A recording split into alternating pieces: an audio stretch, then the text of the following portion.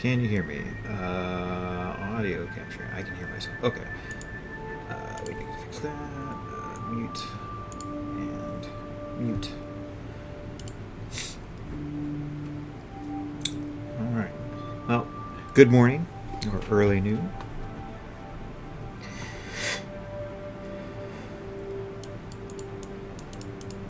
Yeah, it's the first tank I've done on a stream, I suppose.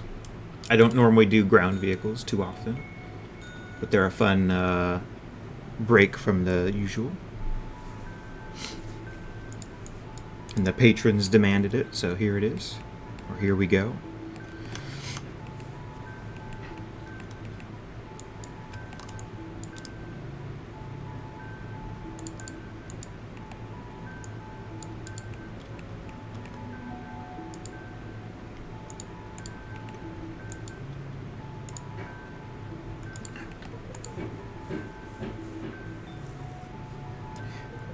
Okay, let's get started here. I have a really quick and dirty mock-up I was doing for scale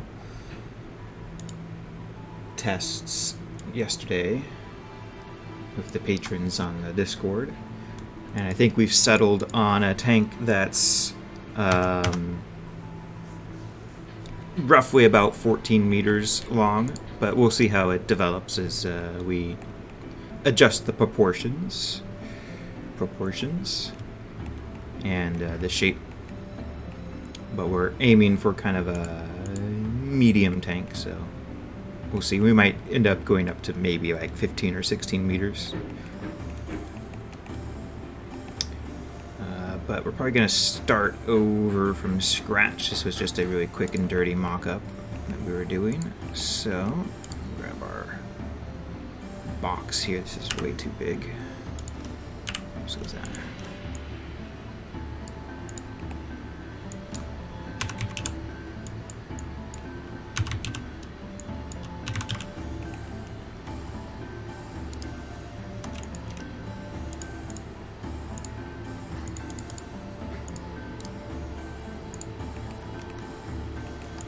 And we'll get this out of here. This is roughly the size of the tank with people inside.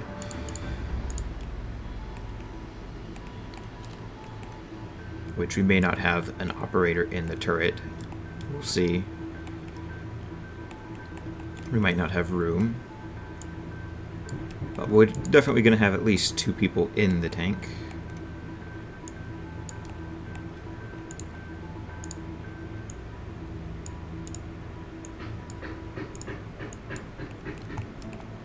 And what we're building today... Oh wow, Windows changed their photo icon. Interesting. We're building this.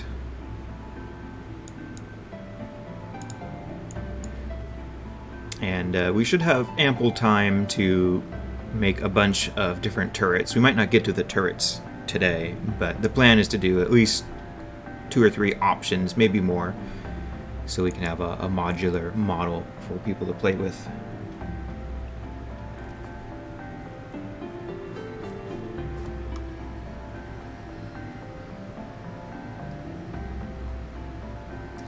I'd never do that to the glorious AAT.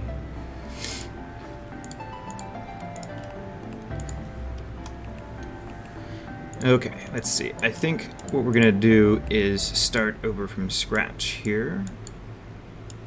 And we're going to... It should be a pretty straightforward vehicle. It's basically just a triangle. And then all the fun will be in adding the details. But the basic hull shape should be really quick and easy for us to do. The most difficult part will be getting the proportions, how we like them to be. Looks like we have a little bit of an angle on this rear plate as well. It's not straight across.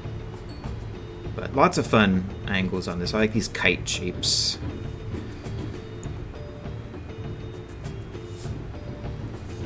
Thanks for stopping by. We'll probably be streaming tomorrow as well. Don't know about Thursday, but definitely Friday and maybe Saturday if we don't get it done in time. because ideally I want this completed and ready to go Friday or Saturday for start of September. So we'll see. It should be a quick and straightforward model, but you never know about these things.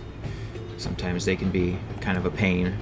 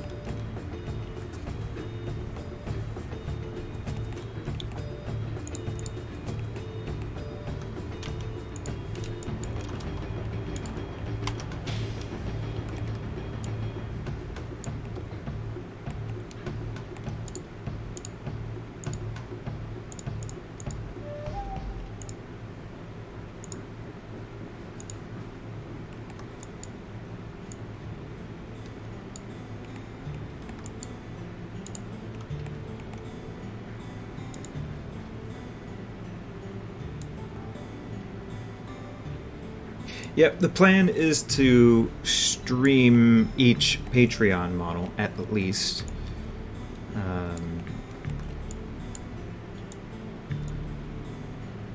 As part of the package there.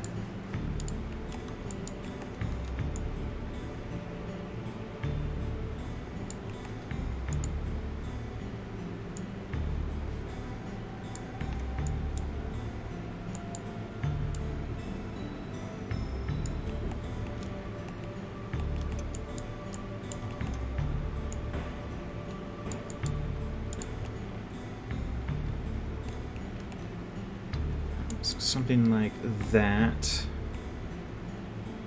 Maybe a little farther out. And then we're gonna do some cuts, cut it down.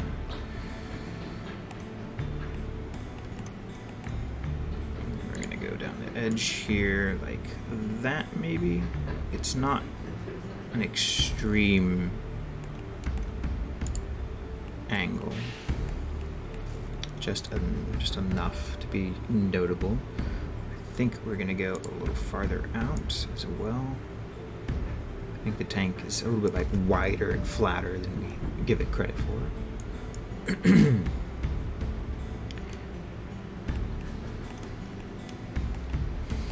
Because it's like this narrow, thin triangle,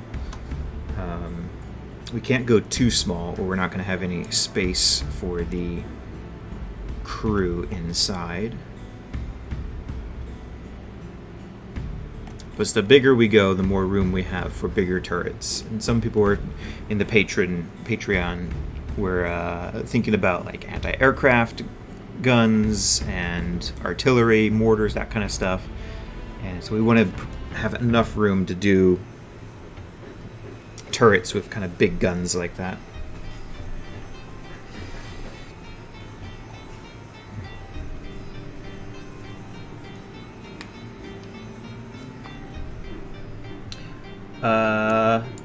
This, I just assumed these were vents, but it could be a belt-fed mortar. That might be really fun.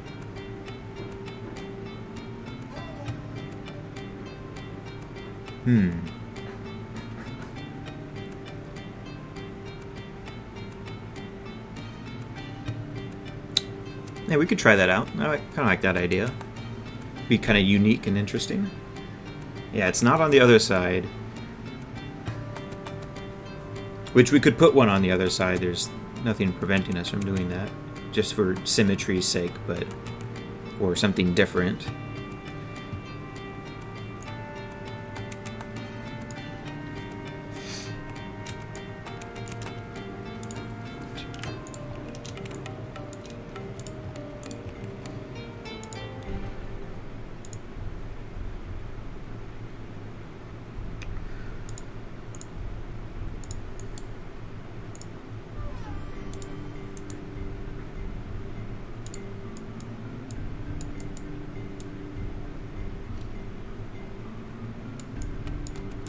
Just kind of eyeballing this. It's going to do something like that. Might be too far forward. Maybe something like that.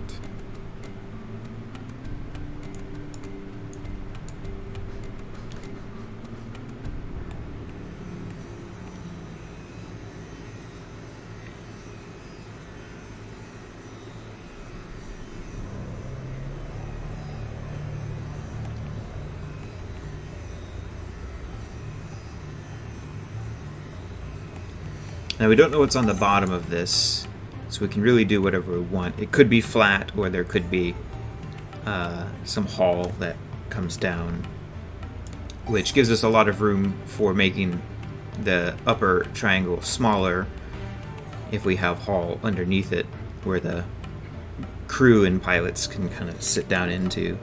But we'll see. I don't have any specific plans for the bottom of it yet. We'll see how it, where the shapes take us and what we need to do. But I think something about like that, and then we need something similar up here.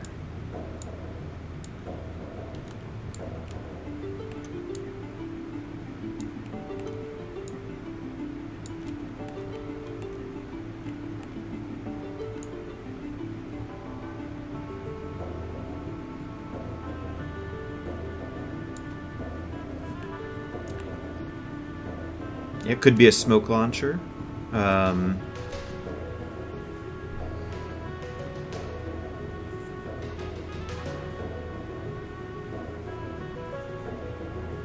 It's also got the thing on the front, which I think is supposed to be a torpedo launcher or a munitions launcher, like the AAT has. We could make it a big headlight if we wanted to. Or leave it as a launcher of some form.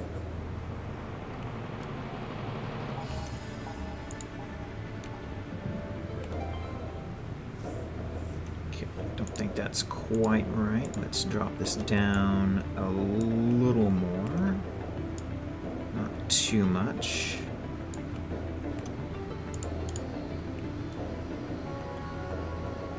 I think that's better. Then I think this needs to get pulled forward a little bit. We don't have to be too anally precise. We're just doing our own thing, really. And we're gonna get like a tapered shelf up on top of here as well.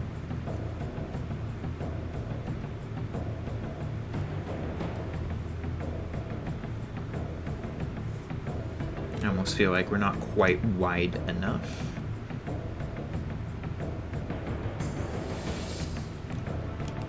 But we'll see how it goes. We'll make a copy of this in case we want to go back in time.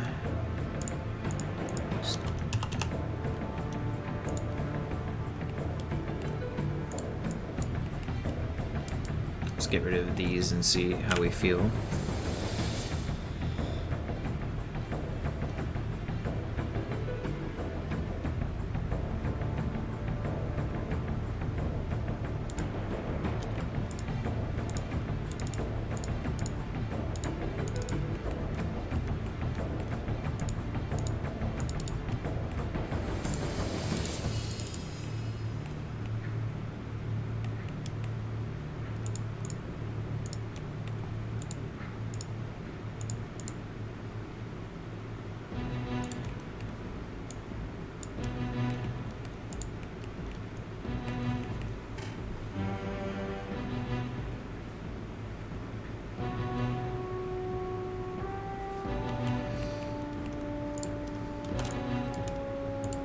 Let's stick the tail on as well. That's kind of important for the proportions to look correct. The more you get on there, the easier it is to define the proportions, I find.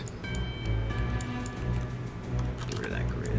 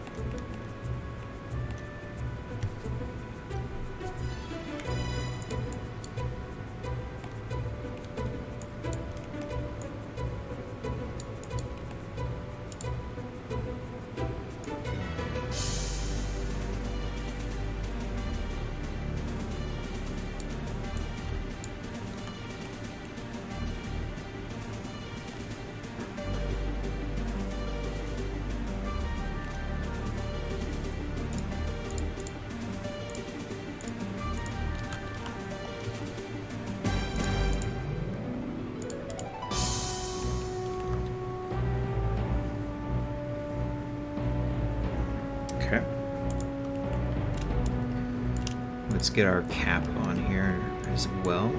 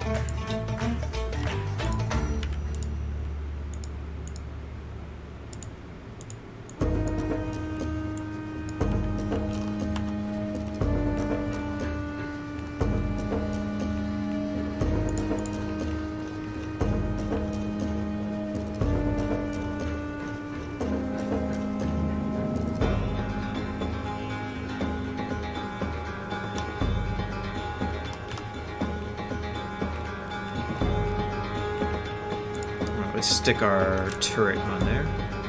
We're not quite done with the proportions yet, but it's just that the more we get on there, the easier it is to refine them to where we want them to be.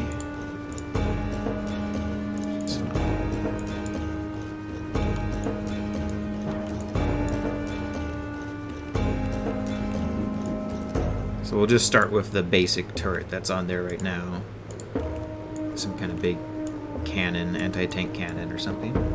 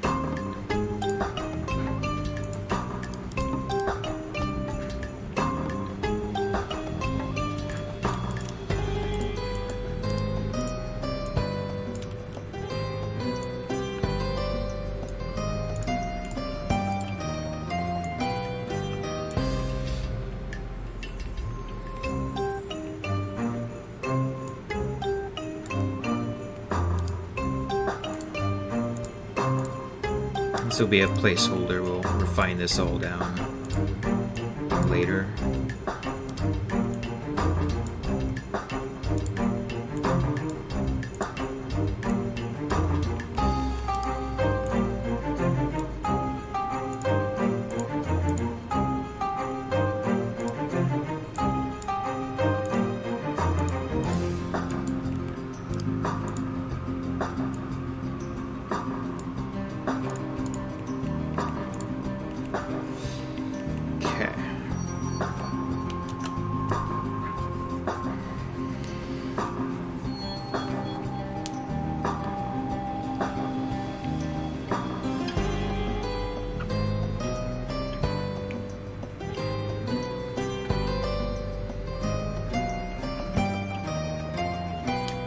It doesn't help that you can't search their libraries before signing up.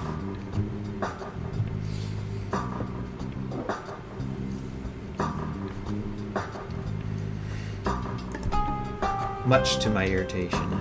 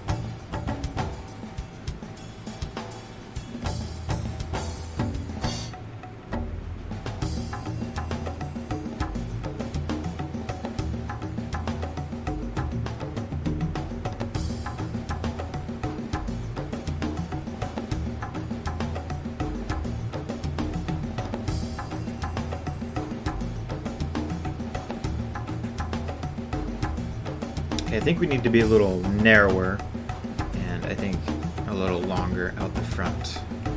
So we'll grab this here and make some adjustments. We'll adjust the front end first. Actually, not this piece. This one here. No, it's fine.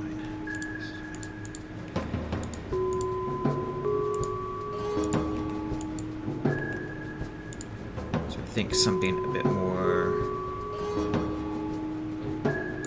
there, perhaps.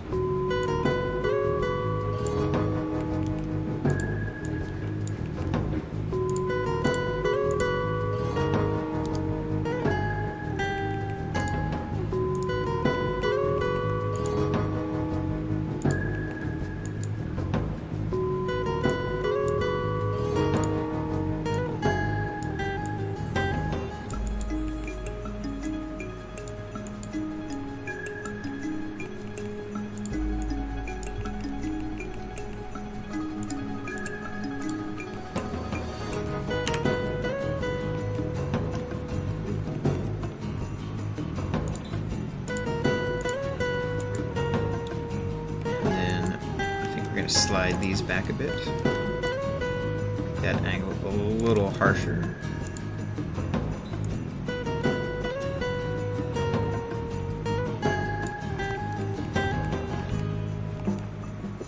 Yeah, I think that's better.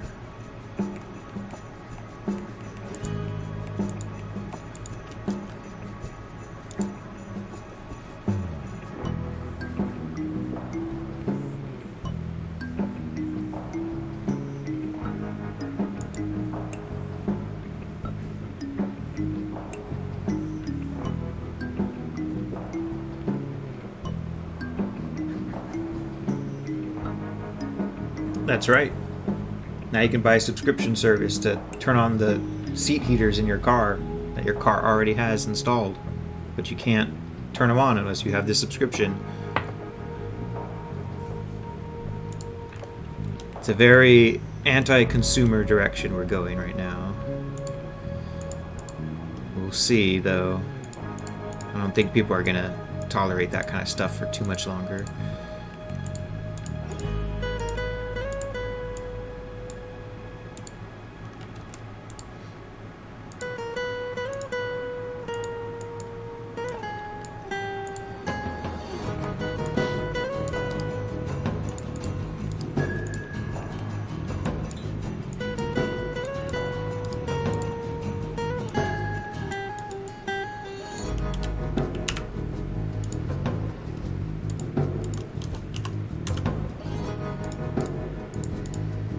Yeah.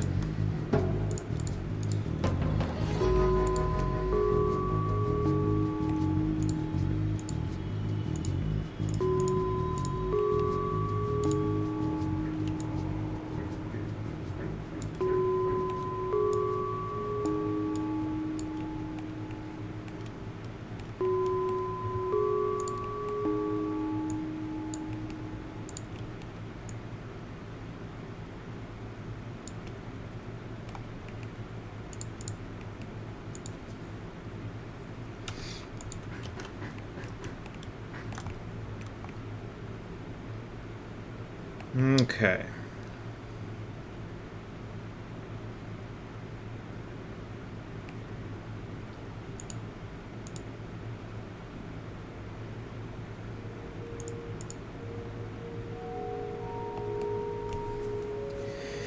Hello?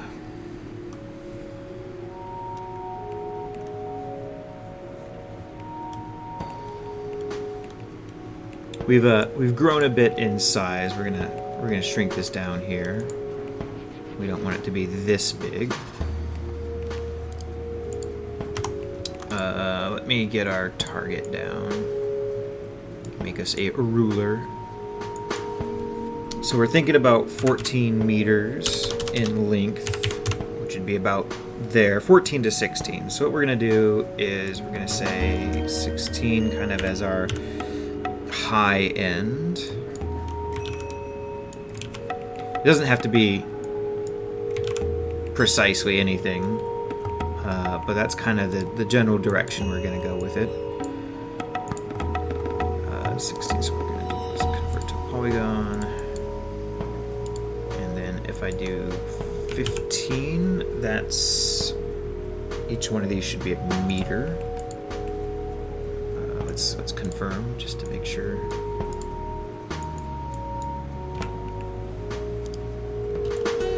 Yeah.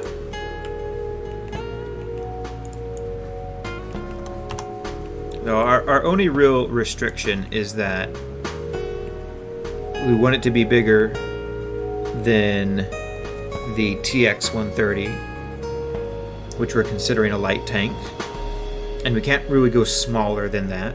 The original idea was to have like a smaller, lighter tank,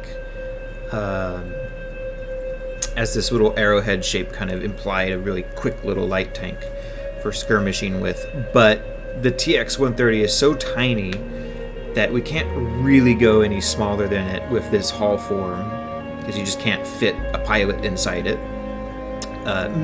Like maybe, but it would be really awkward. So I think we're going to end up doing more of a medium to heavy tank, somewhere in that range.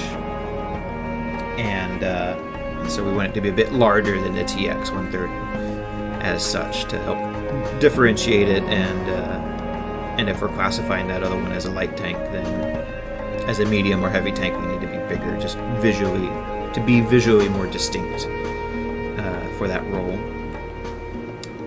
That and we need to at least have room for a couple of people inside, which we do. But if we end up scaling things down here a bit to fit within our rough target size, which is kind of arbitrary, but seemed like a good target to aim for.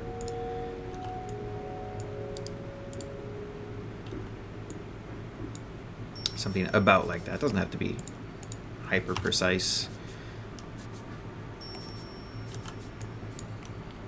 So we'll need, if we go down to about 16 meters long, we'll need to have some kind of stuff on the bottom, have the hull extend down a bit so that there's room for the pilot to actually sit in the tank, which is okay. We don't need the tank to be flat on the bottom.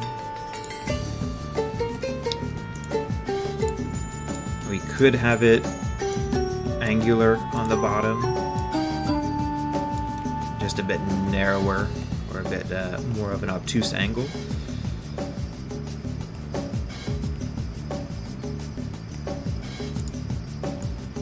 Or we could have additional infrastructure, additional layers that come down. But we don't really have to do too much in order to give the pilot plenty of room.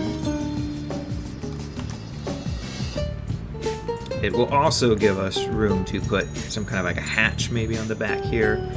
Not really sure how they get in and out of the tank just yet.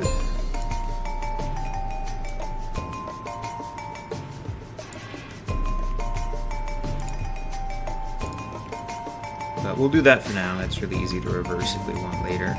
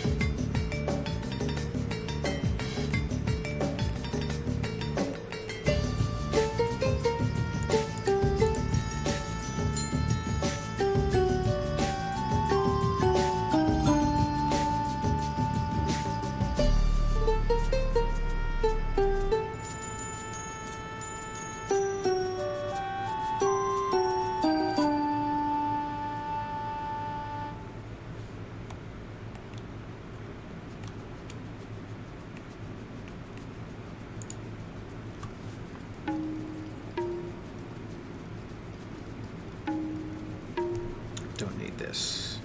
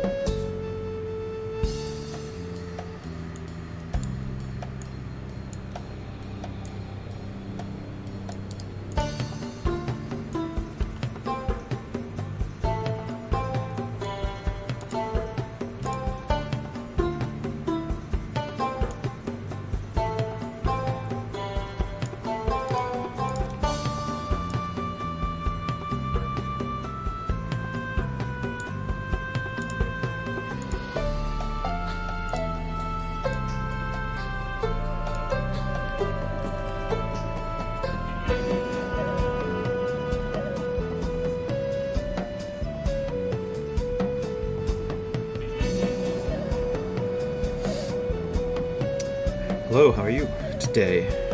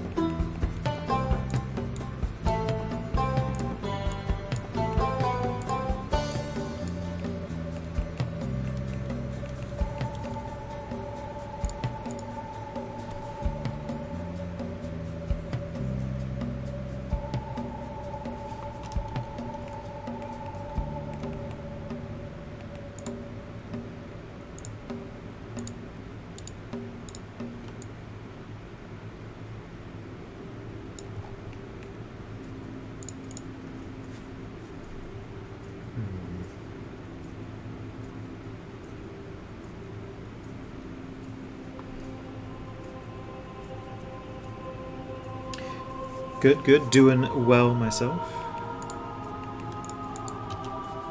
So far things are going pretty smoothly on this model, which is always nice.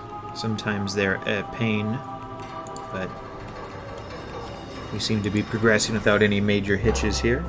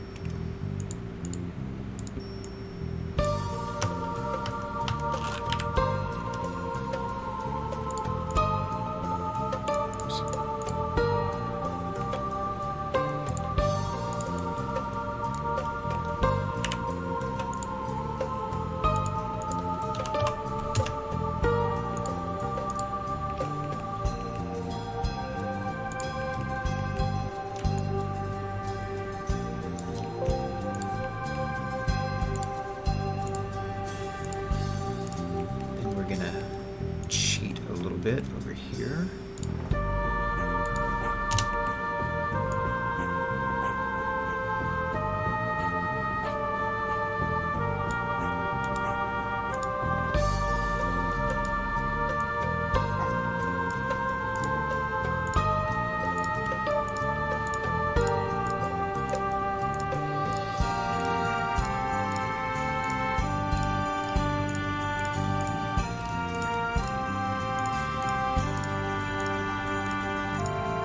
Unless we'd rather have the inverse.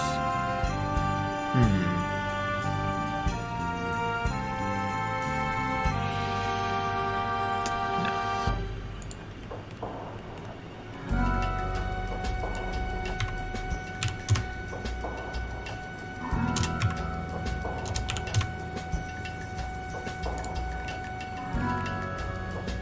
Then we delete this.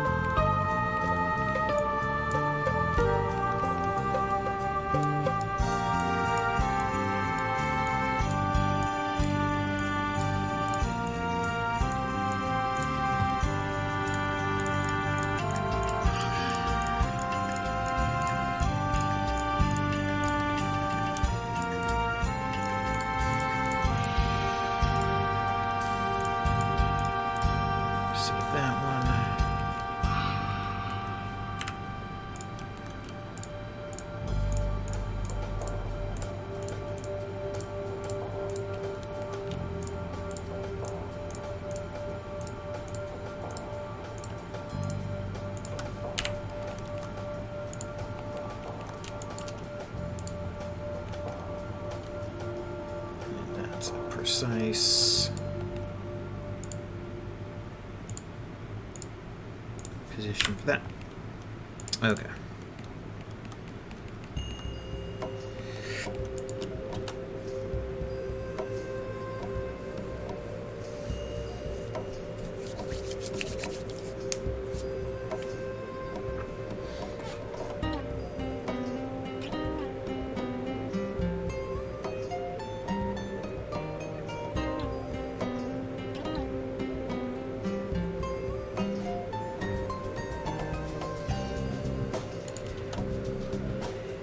Okay, what's next? We're gonna get a bit of a cutout here, I think. Hopefully we're happy with the shape and proportions of the main hull. I don't think it's perfect, but I think it's close enough to perfect. I don't really mess with it anymore. We're not really trying to create an exact clone anyway. So what we're going to do here now is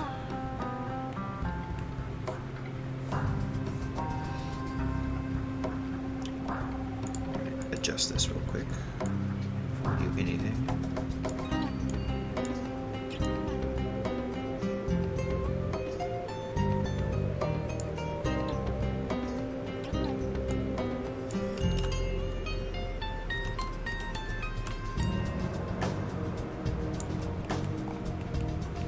More or less in line.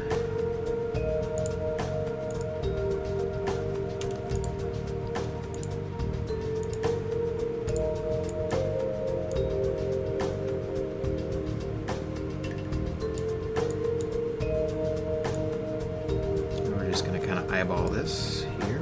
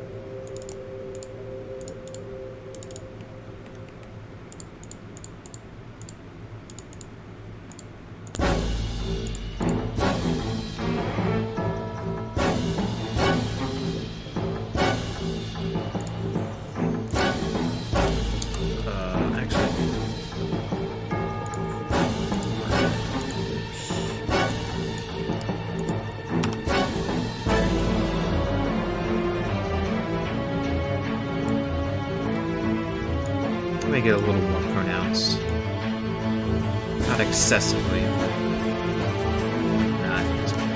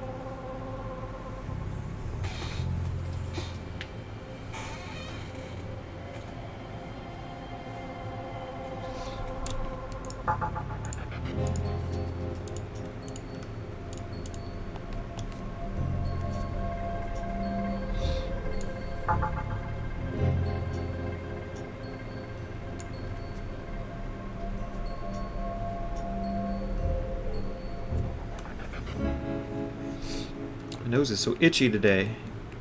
It rained. We had a very intense thunderstorm the other day. First rain we've had in weeks and weeks. And that seems to have activated some plants that perhaps were in summer hibernation.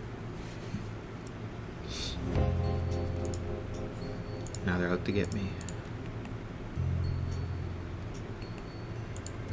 Get a copy of this. Some things are not super easy to undo. So that's why I keep making these copies, because I use destructive modeling practices.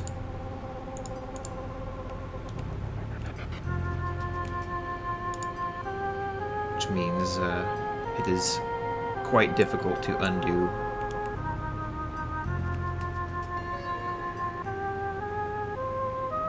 Without undoing a lot of other work. Okay, so I think what we're going to do here is we'll do a 0.5, and then another 0.5, and another 0.5, and then we'll take... Well, no, we'll do that, and then we'll do a 1. And then we'll take all this.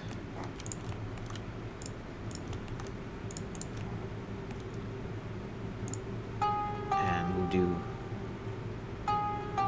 that, which will give us the impression of like a hull or armor plating. We're going to put stuff up in here, or down in there, but hopefully that'll give us a lot of depth. We'll clean up all of our geometry later, all of our like rogue vertices that don't connect to other things. Everything will get nice and triangulated at some point.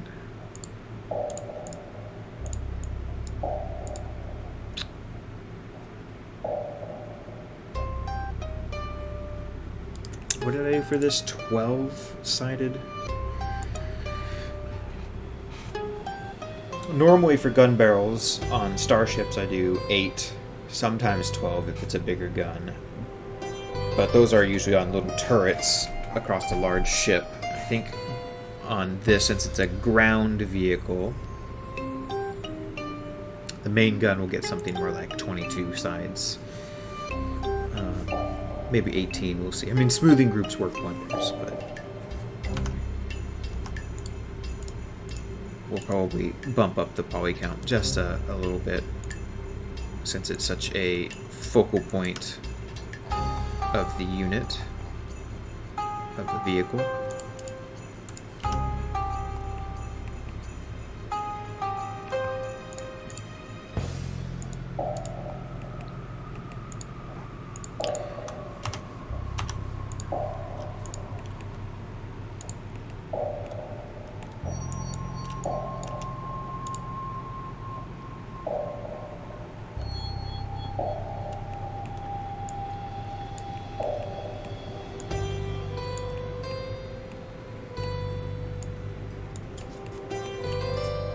We're gonna end up having to, what?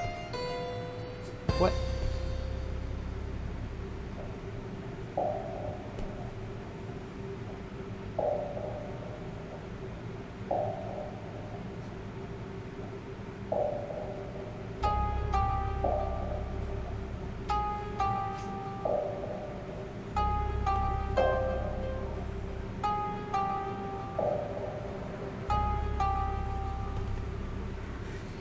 We're gonna have to eyeball. Well, I don't know. Maybe not. Yeah, because I think we're gonna have this come in at an angle, match the angle of this, and that's kind of difficult to do.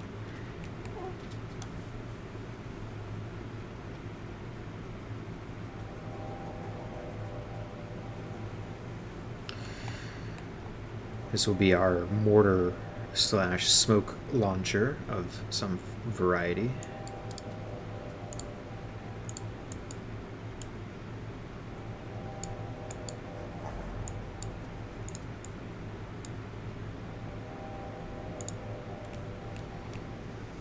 And then I like the idea of having like physicalized mortar or smoke shells. What?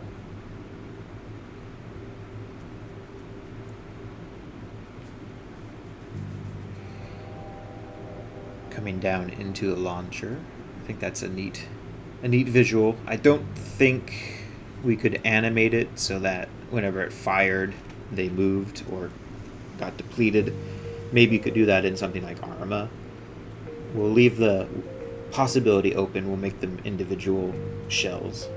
That won't cost us anything in terms of poly count or texture space, because we'll just do one and duplicate it all the way down.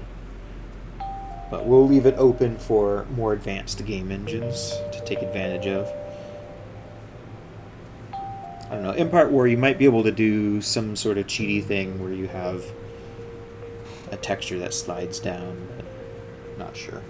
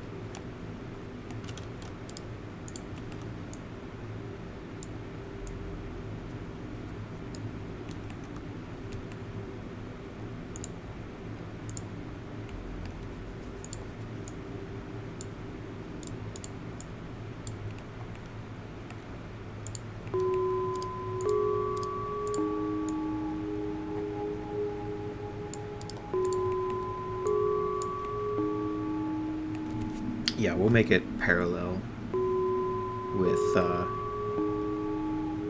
the inset here, so it'll be parallel with the ammo train.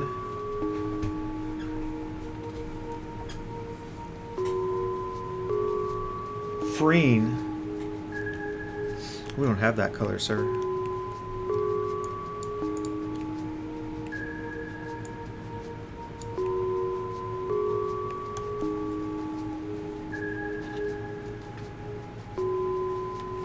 We got a sickly yellow green, and a very green. I don't know how well that's showing up. Let's see.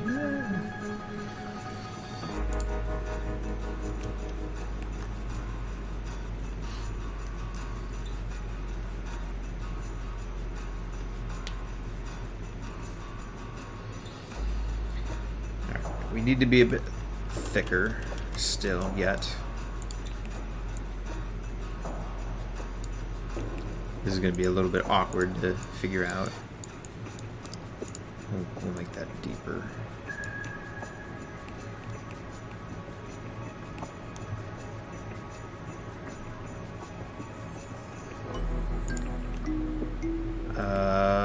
Okay, I think I know what we're going to do. So we'll include a box as part of this unit. And I can take, provided we can get the tool to work right, one of the big boons of 3ds Max, one of the big hiccups with 3ds Max is the tools do not always work as advertised. Even when 3ds Max can be really, really finicky and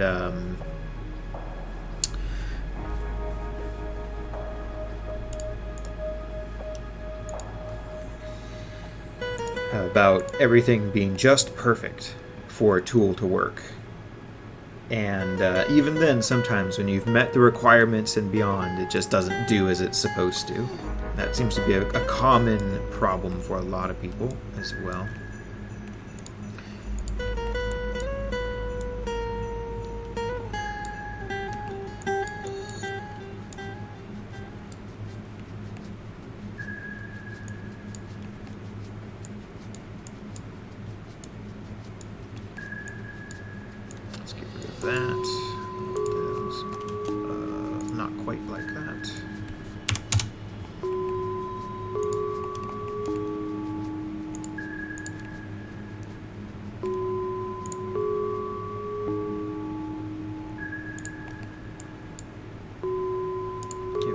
chamfer.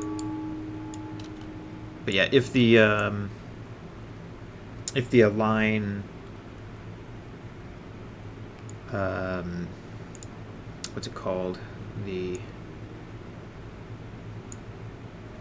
normal align, if we can get that to work, then we can align this to this face to this face, and then we can do a local rotation, and that'll get us where we need to be. It'll all make sense when we do it.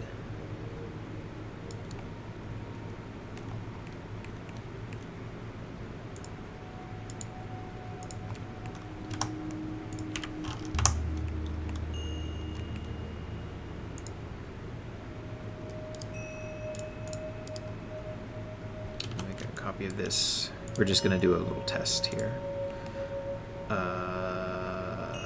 Let's see if it will behave for us.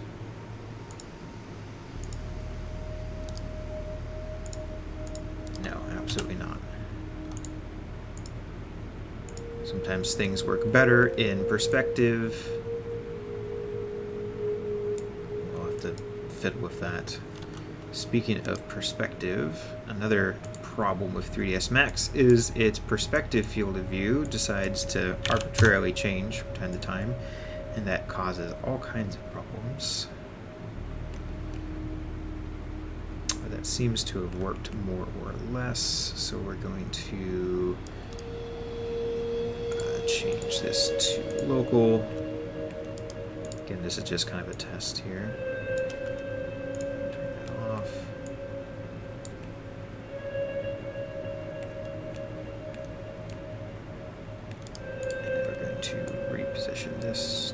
There. We don't have to be super hyper precise, but there's ways to get more precision, but we don't want to invest that much dilly-dallying to make it perfect. Perfection's not required.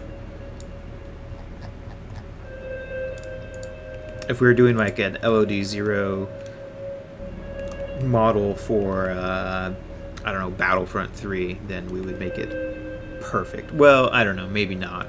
It's surprising how much those big AAA games, you look into the assets, and if you examine them really, really close, just how stitched together and duct taped together these games are. But, you know, if it works, it works, and that's what really matters. Anyway, we're going to do something like that.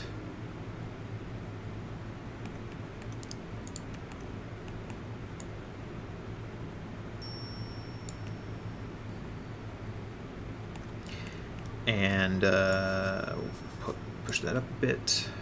Probably drop down the barrel a bit. We're going to need to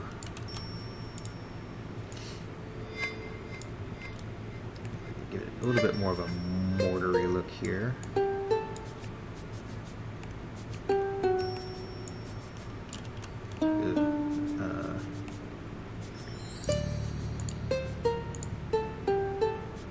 That's not good.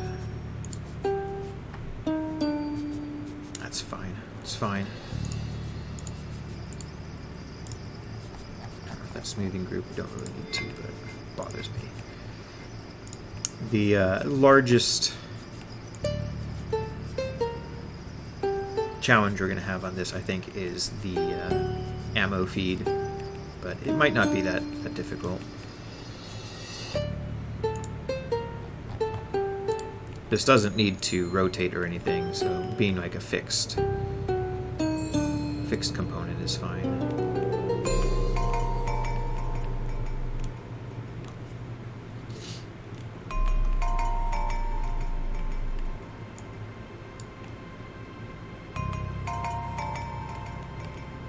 And then we'll put some sort of hole in here.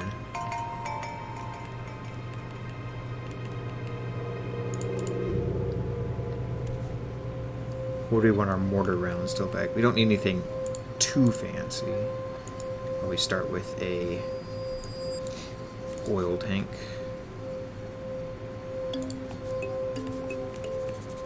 And drop that down to like 12 faces.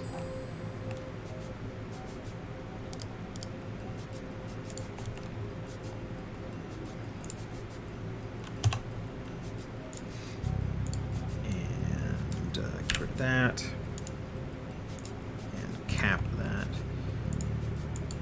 Maybe make that a little pointier.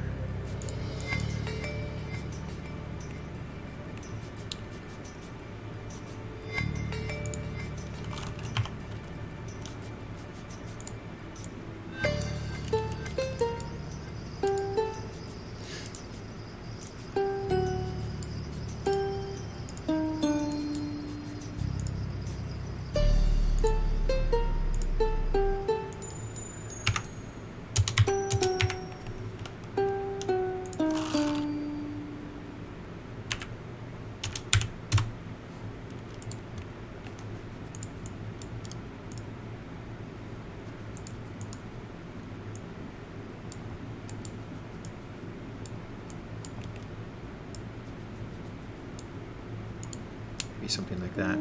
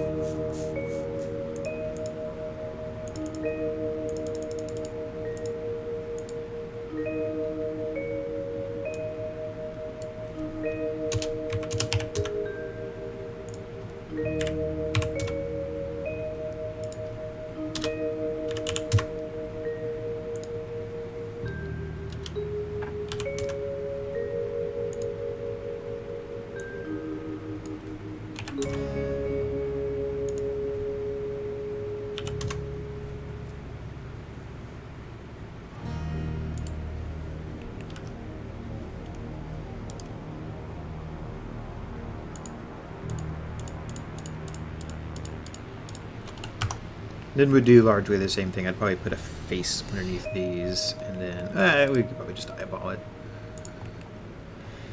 Doesn't really make much of a difference. It's unneeded precision.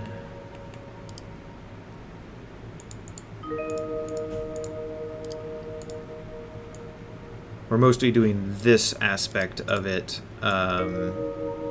just to see how it works and to test it out. In the end, we'll just do one shell, we'll UV it, texture it, and then just duplicate it a bunch of times and then redo this way down at the end, like Friday's stream or something. Not Friday's stream, a little bit later, or a little bit earlier, but we're just verifying our idea here.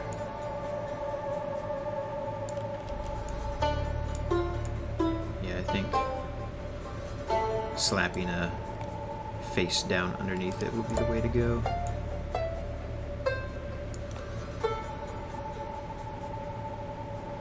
this gives us the general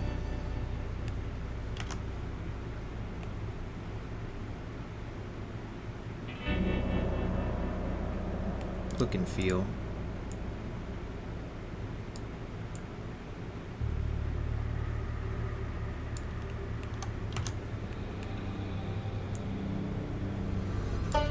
That's close enough.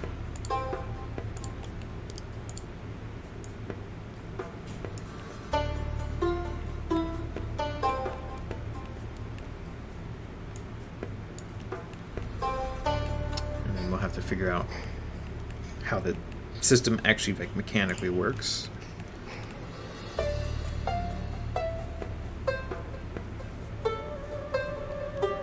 And if we even like this.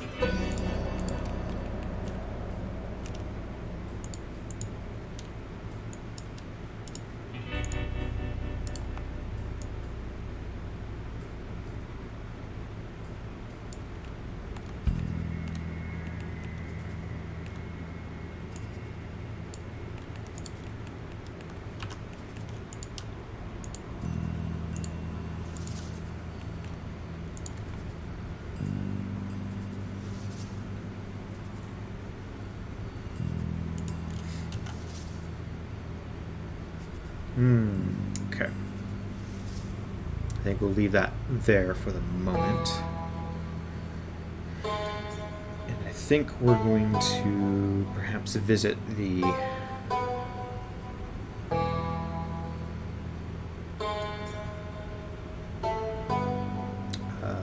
this section here.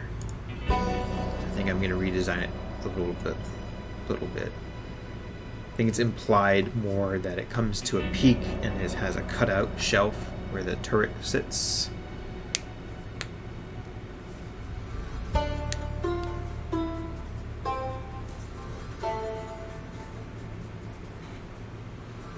There's also a nice little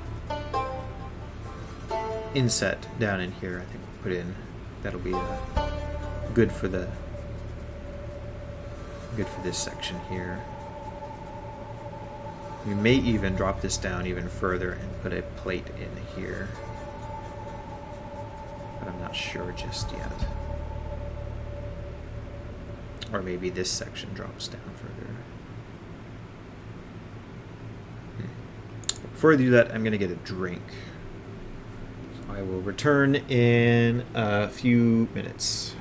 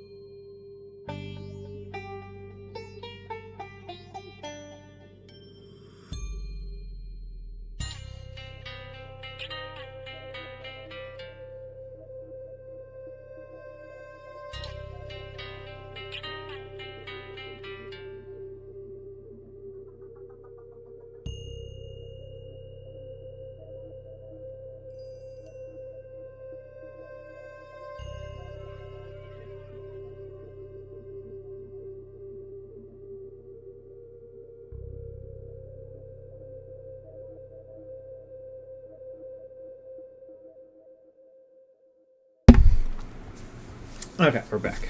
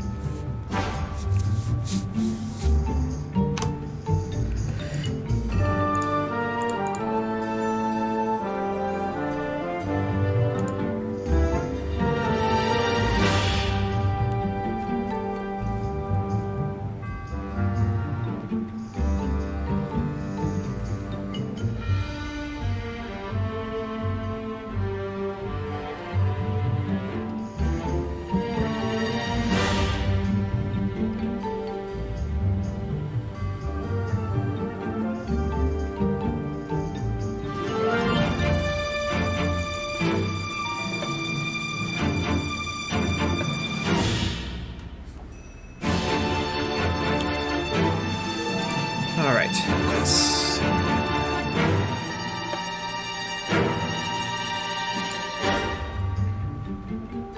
work on this part. We're gonna have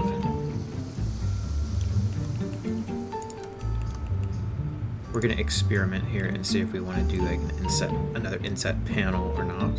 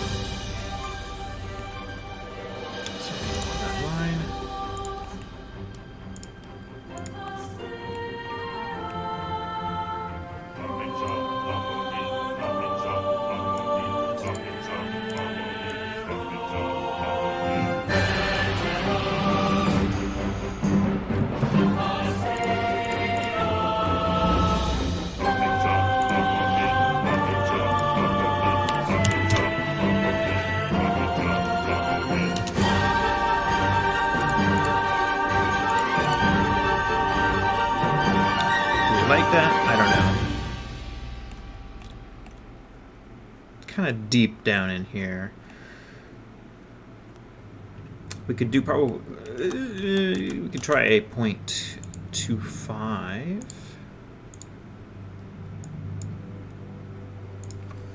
0.025. The other alternative is this piece here can either be raised or lowered. Let's see how we like this.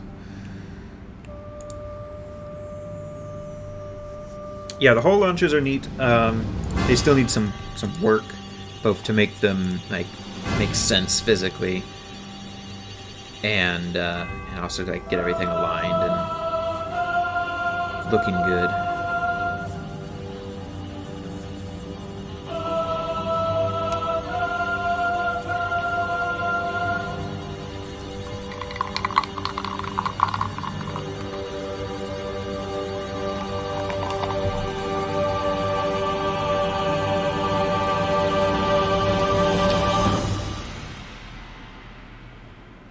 I don't hate it,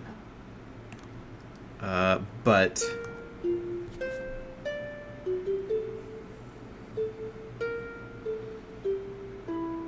I think instead of that, what we're gonna do would be a positive 0.2.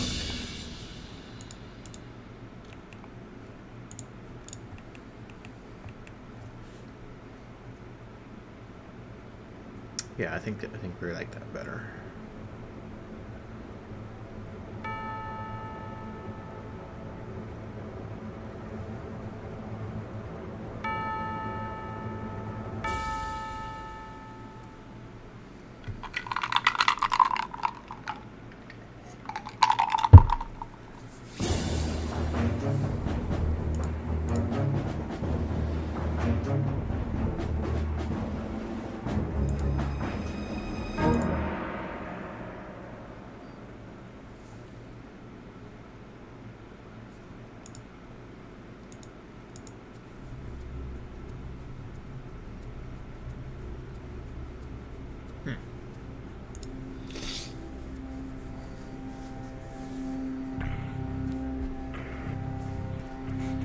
Yeah, I think we're gonna keep that. Okay.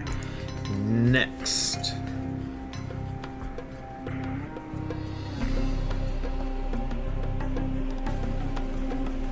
Next challenge to tackle.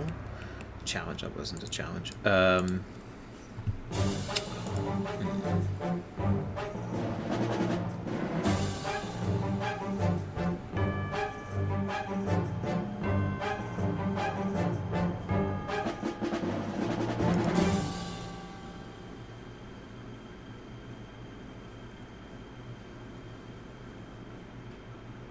Yes, perhaps so.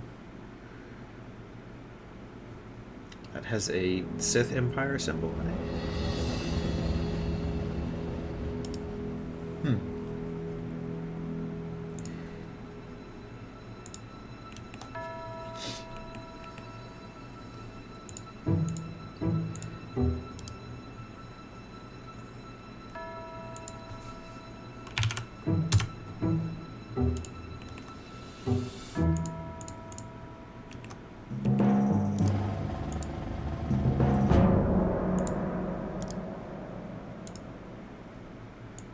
Hello? Did I not?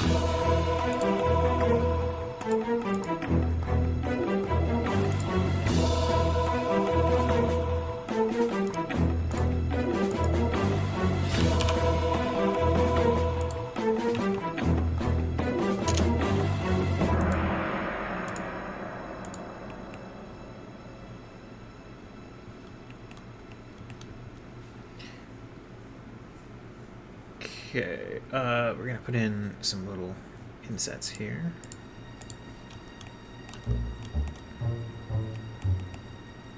Unfortunately, with like cutouts and like inset areas, embossed areas,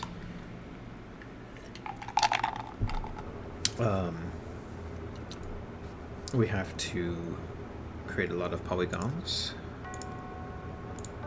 Not so much for raised areas.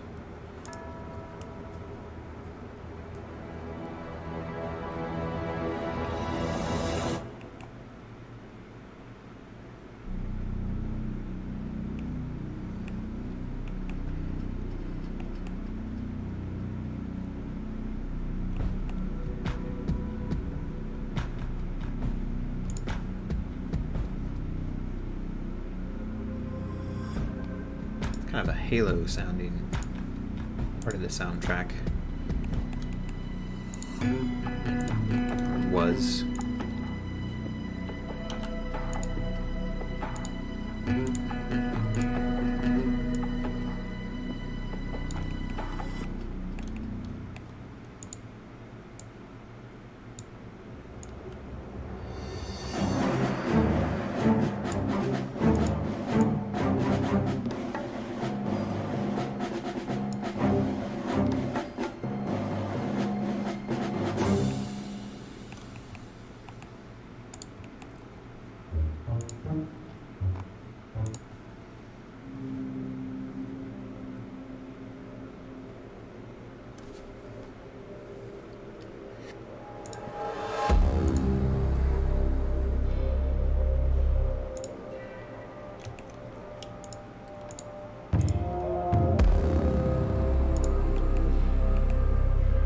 Is this the same composer that did Mechanicus? Sounds like their work.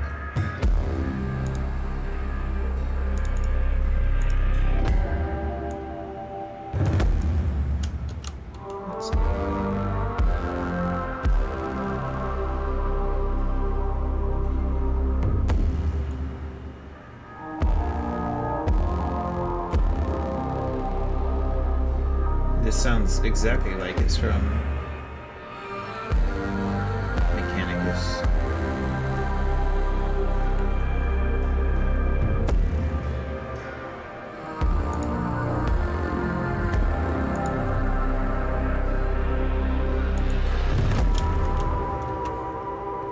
It is the same.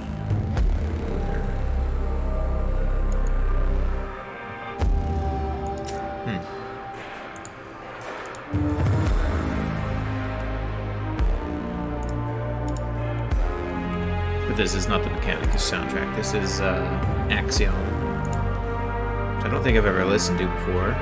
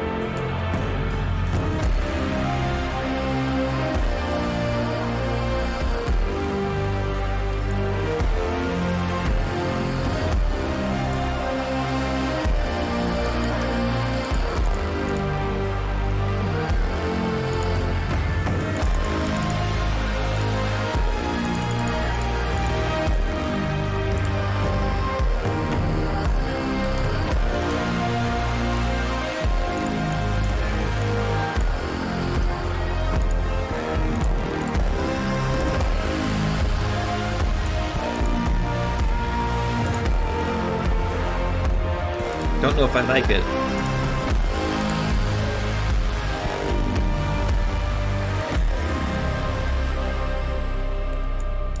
I should say I don't know if I dislike it.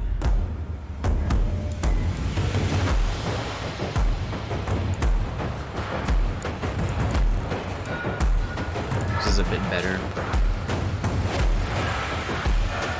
Kind of. It's very noisy.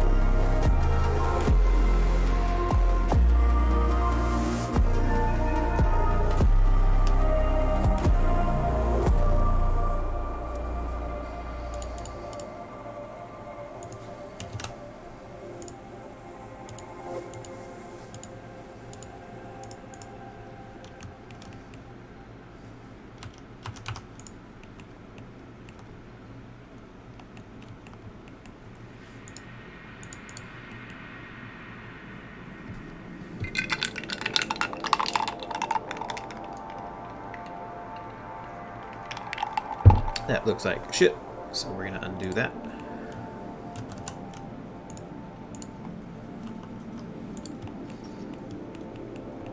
This angle is so flat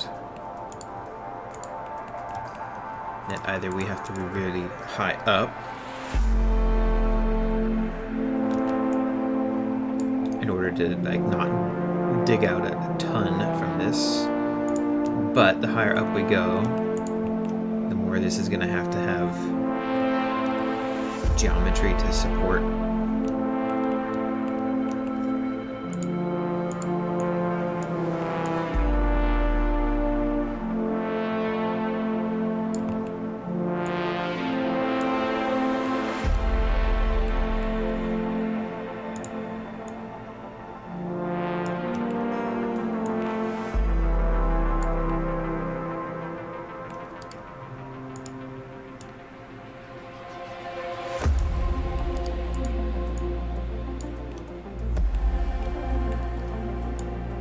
Don't really like.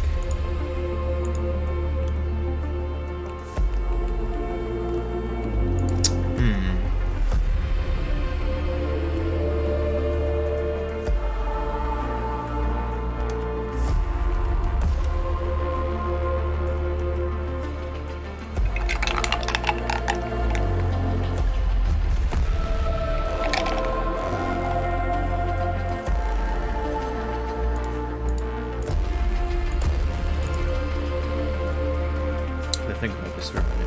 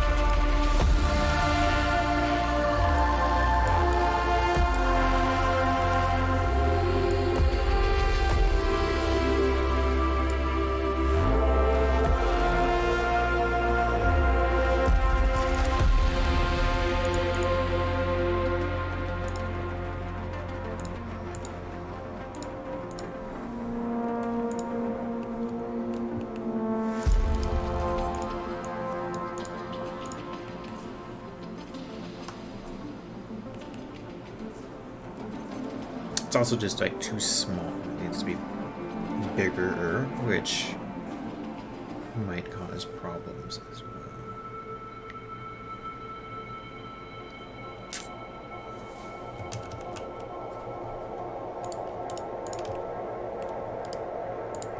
It needs to be like that.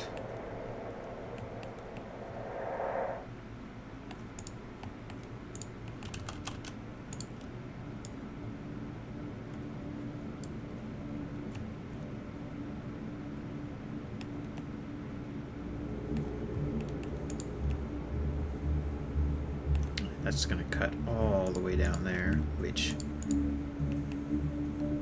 Wow, I like how my settings don't stay. Dumb shit 3DS. Oh my god.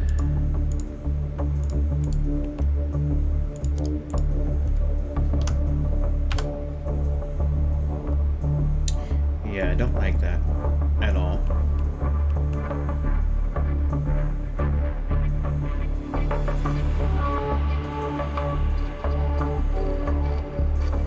Part of the problem of converting 2D drawings into 3D space is sometimes you can draw things that can't actually work in physical 3D space.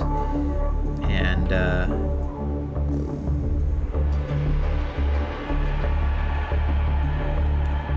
this might be one of those where we need a much steeper angle on the hull than is shown in our reference image in order to not dig into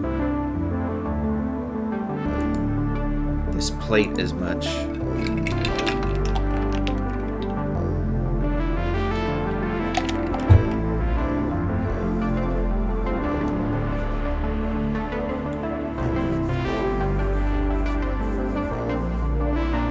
Not a super fan.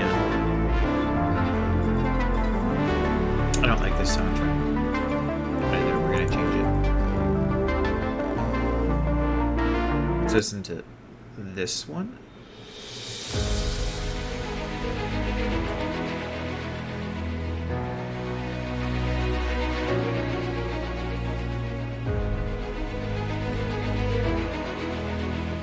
The Axiom soundtrack just too noisy in a way. Yeah, it's the torpedo launcher in the front, or munitions launcher. Not super happy with it.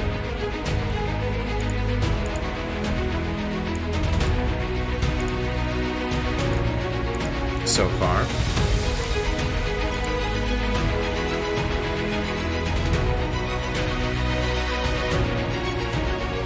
Sure what we can do about it just yet.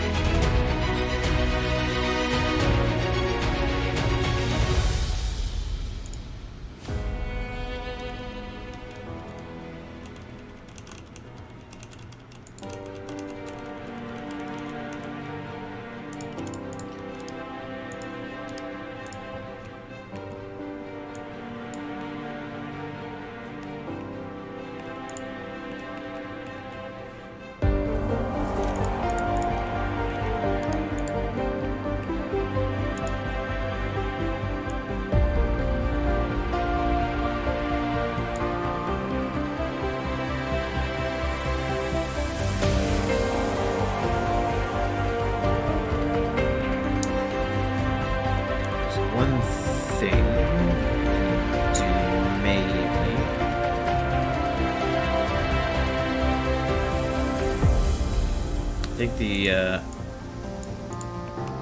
only thing we can really do here is to make it much more integrated into the hull.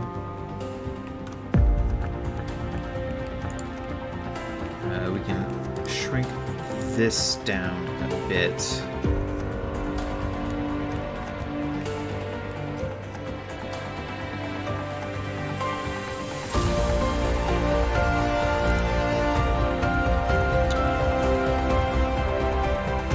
Or we could just say fuck it and not have the thing here and put a couple of tubes down at the bottom and have a much better angle for it, which I like the idea of better.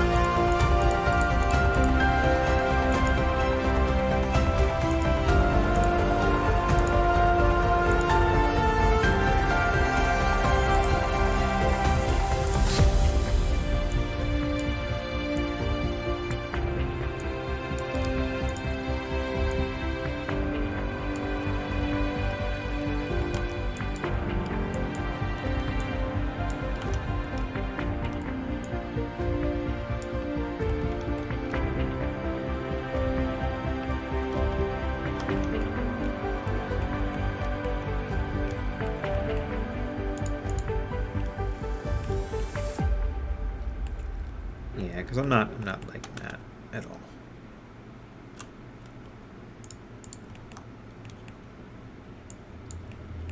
We just have too much of a shallow angle to support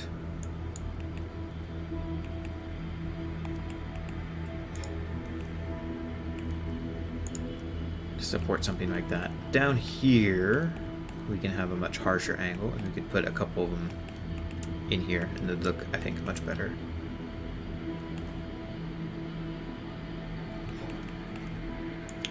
We'll do that when we get to the bottom half. Which we still haven't figured out whether, or decided whether we're going to put a segment down there. Maybe we will. That'll give us a little more room for like an entry hatch, which I'd like to represent on the model physically somewhere.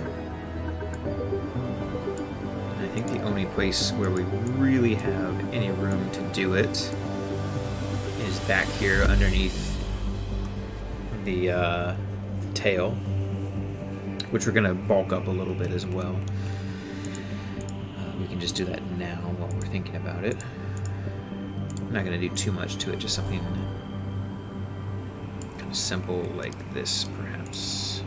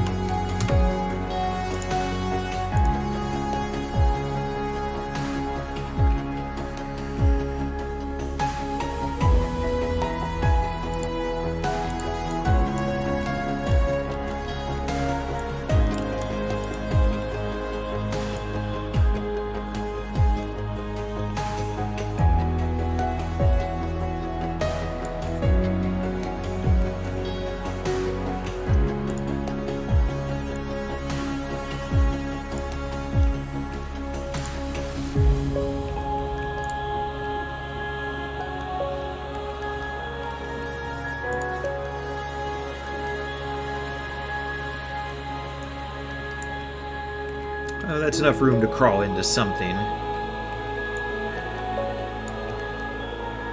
the back. If we do, in fact, put a hatch back there.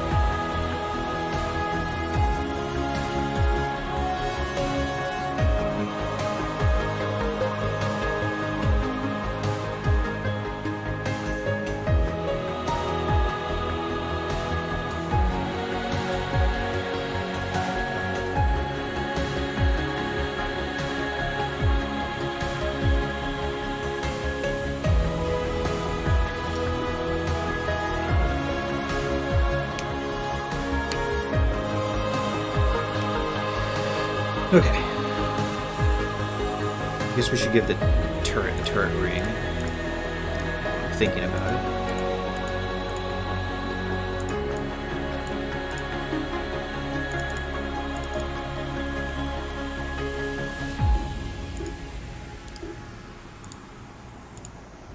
Apologize if you can hear it banging. The neighbors are getting their roof redone. They're like 50 feet behind this wall.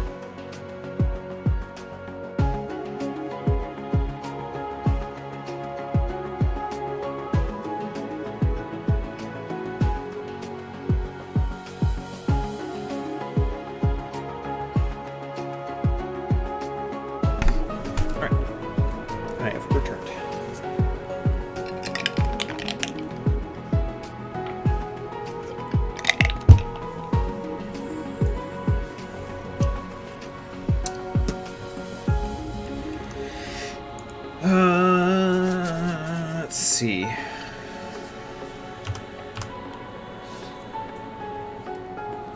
think we're going to work on this section here.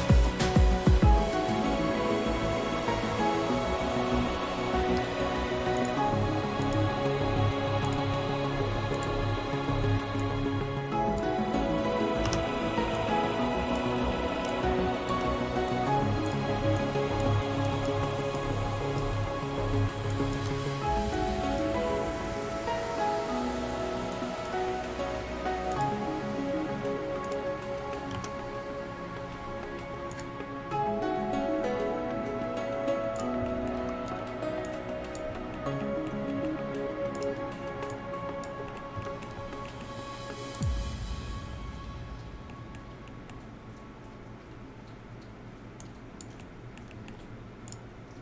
do a little experimenting here. Give this a little bit of a ledge or a clip.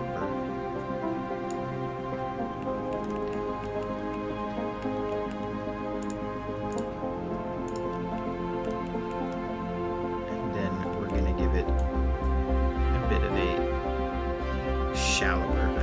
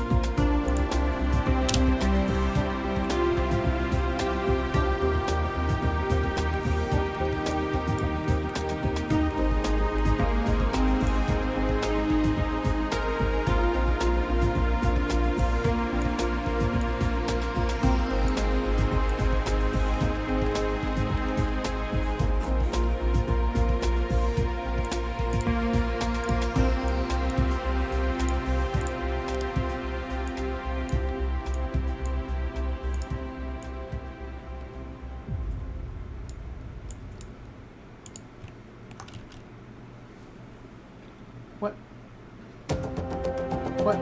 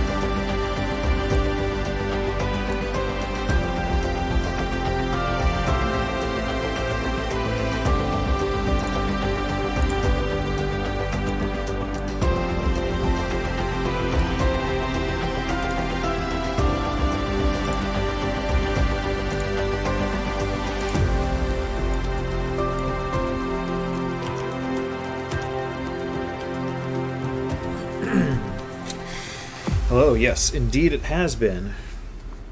It has been a while.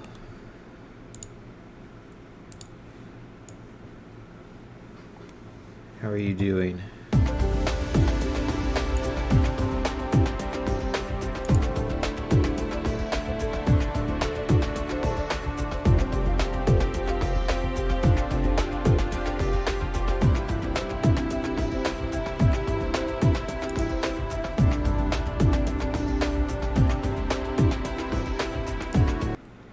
Oops.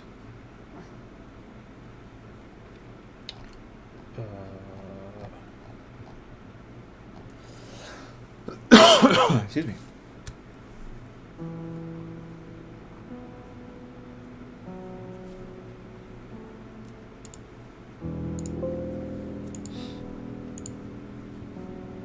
Pretty good, good.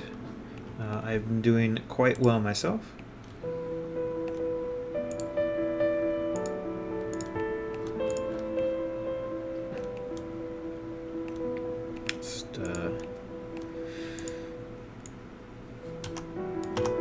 Our build here is going pretty good so far, which is always nice.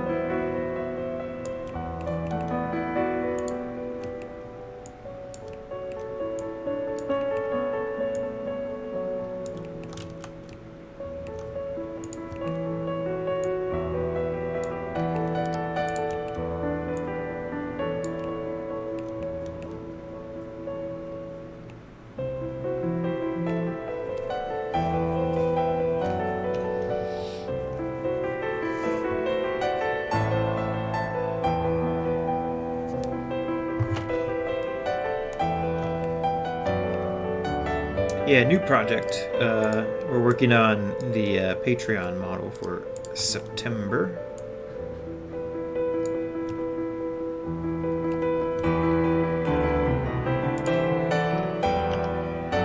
So I'm hoping to have this done in the next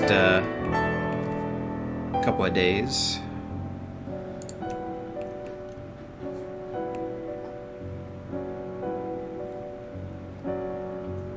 Although we'll see how well that goes.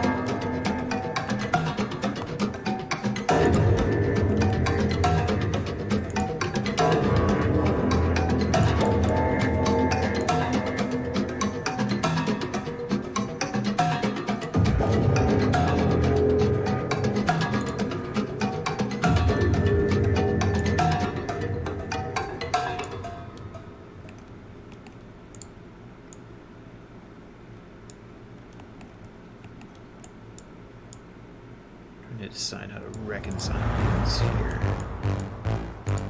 This is the way to go, though.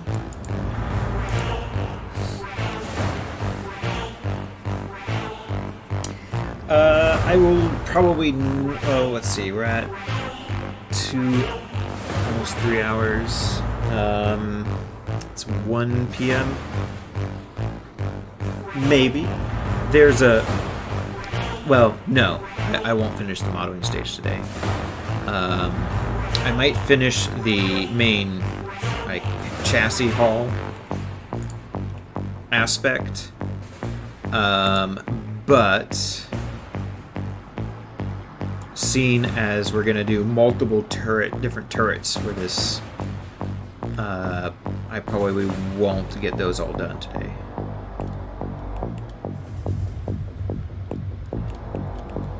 We'll probably get pretty close to having the at least the design side of things done. It's a pretty straightforward model. There's a few little finicky things here and there, but for the most part, it's going to be a pretty straightforward build.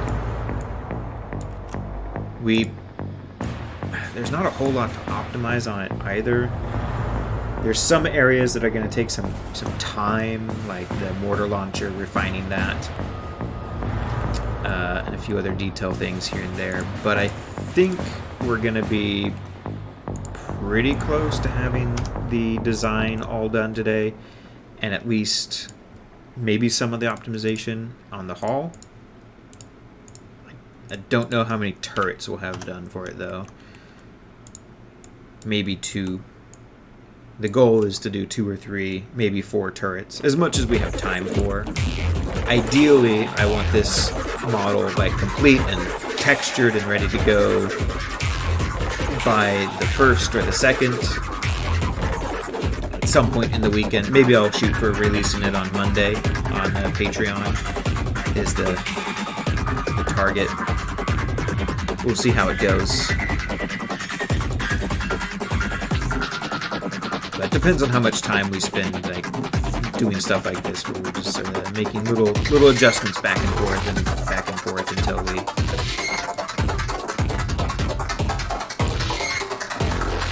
get it how we like.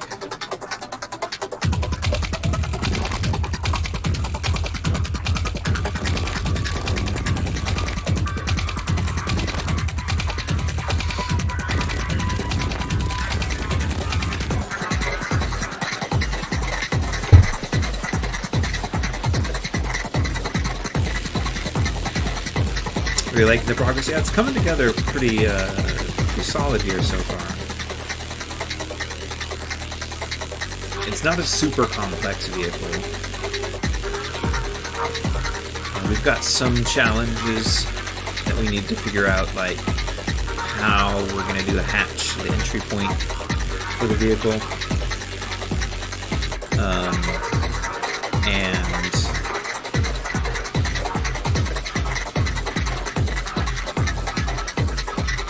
doing the little torpedo launcher on the front, but we're going to put that on the bottom because it just doesn't fit on the top very well, maybe.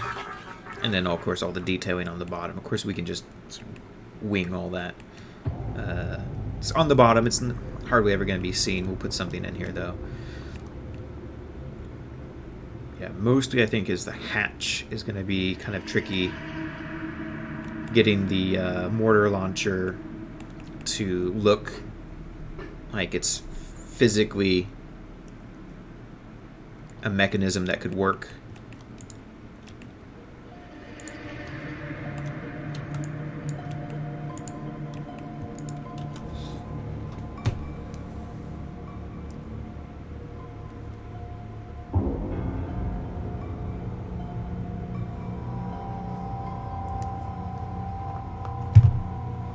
And speaking of, so what we're doing is we are, for anyone who's just joining us and doesn't know what we're all about here, we are working on a model for release in September onto my Patreon. All my patrons of the cluster morph and above level will get this model. It'll be game ready, as in optimized and textured and ready to go for whatever game or rendering art you might want to use it for. We're targeting to release it either the 1st or maybe Monday. We'll see how things go. We're going to probably stream it until it's done. So not today, but we'll definitely be streaming tomorrow. Don't know about Thursday yet. We probably won't get it done tomorrow. So we may stream as well on Friday. And then I don't know if we'll have it done on Friday or not. The texturing will probably take more or less a day. The optimizations probably won't take too long, maybe an hour to do. The UV mapping probably take 2 or 3 hours, give or take. All the turrets, so probably a day for all that. So I don't know. But yeah, we'll definitely be streaming on Wednesday and Friday for sure. And then I don't know if we'll have it done and ready for Monday.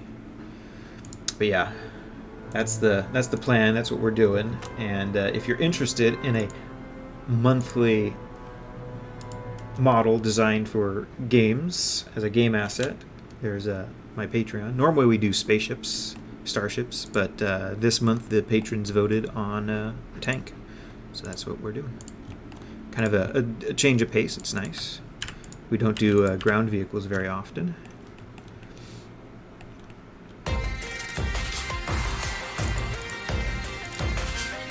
Kind of a fun change of pace.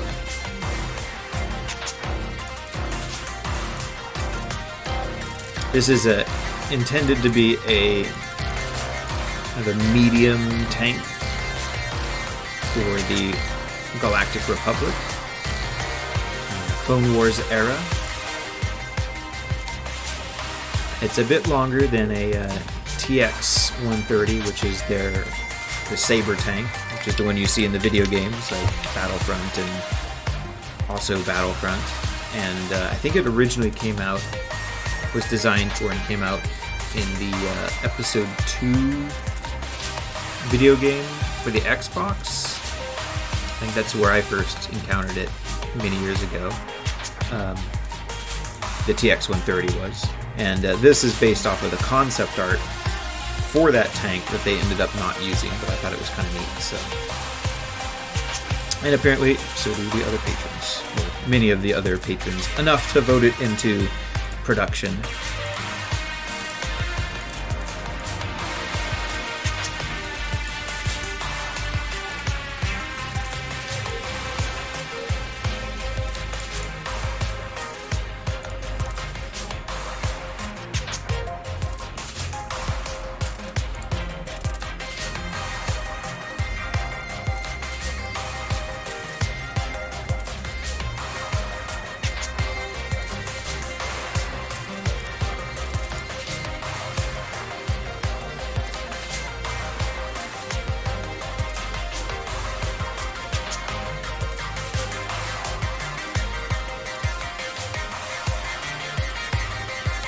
I feel like this segment is wrong. So we're gonna bring it up and then in a bit more. I think that's what we need.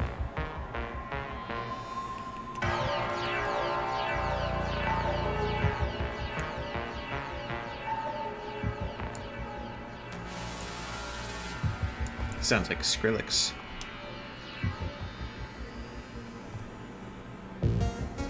This part where that riff reminds me of what Skrillex did for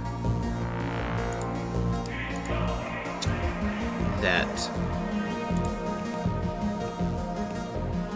remake of the game where you have the cyber commandos.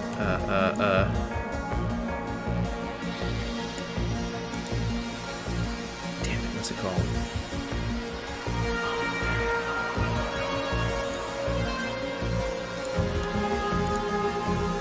That'll come to me someday.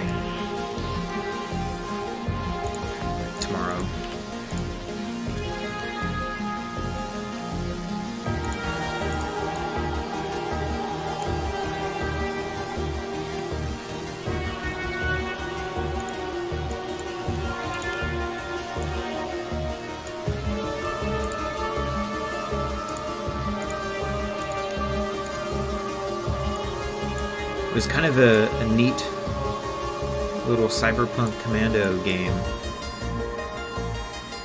One of the early ones. Little isometric thing, and you had like a squad of cyborgs you would move around.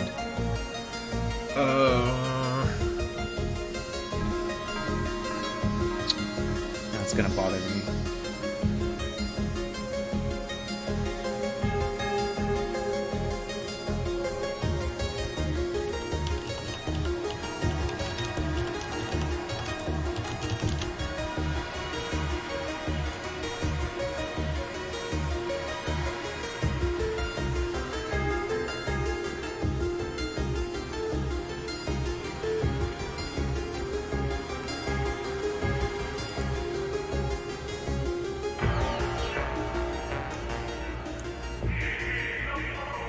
Syndicate.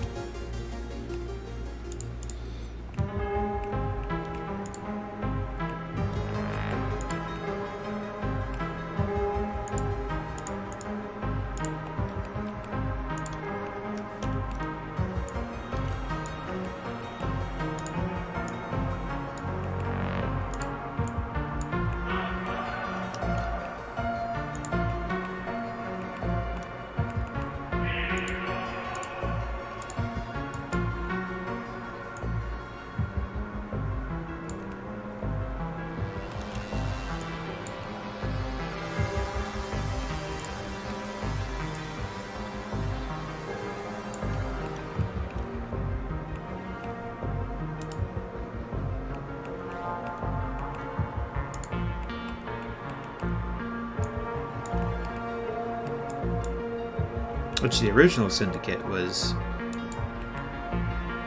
kind of a fun little game for being super old and kind of janky.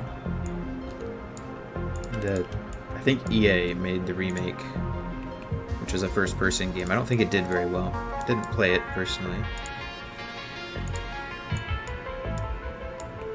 But it didn't really seem to catch on all that well.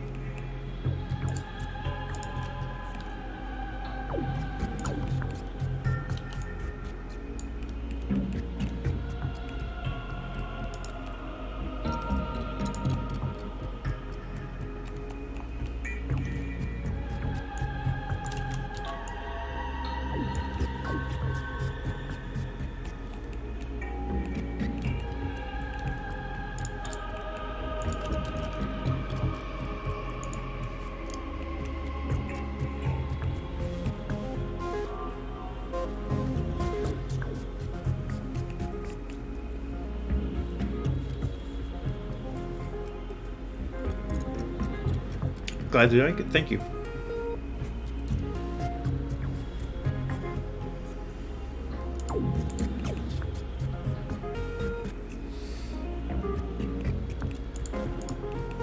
This will be getting the same treatment at some point in the next couple of days. So if you want to see how the textures are done, the magic, so to speak,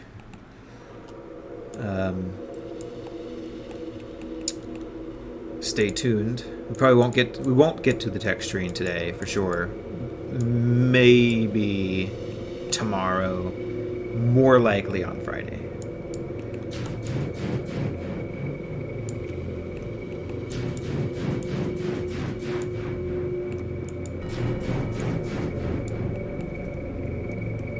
And thank you for the follow. I appreciate it.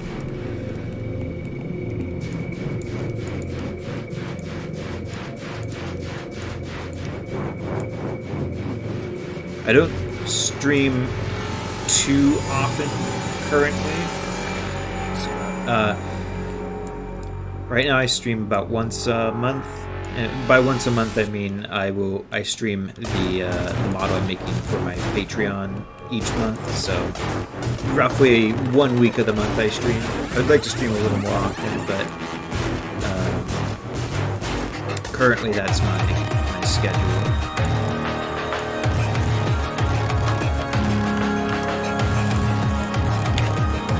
So if you don't catch me in the next few days finishing off, it might be a little while before I'm back on, but I will be at some point towards the end of September for whatever model I'm making. Patrons for October.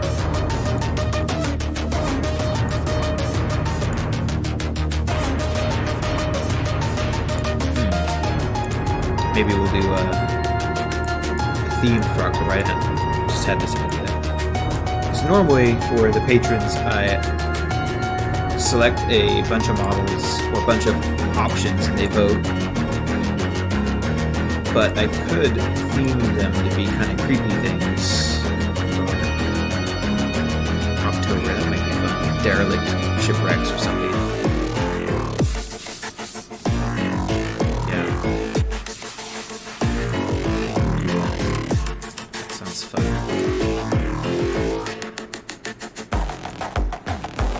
Anyway, I digress.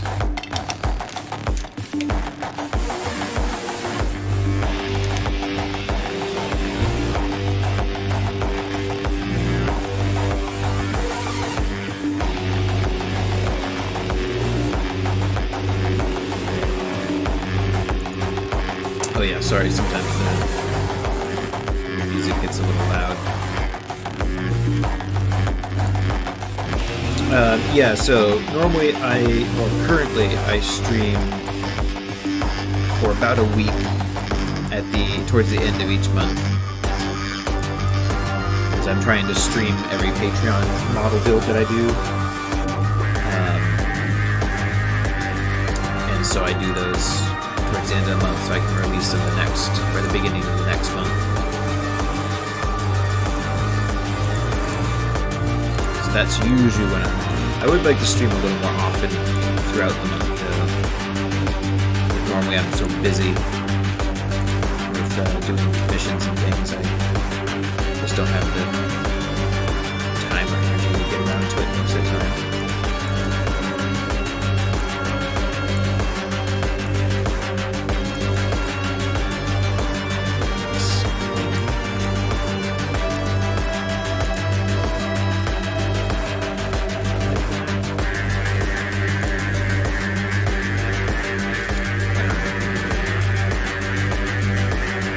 We also need our hatch, which we might end up big of a hatch to make our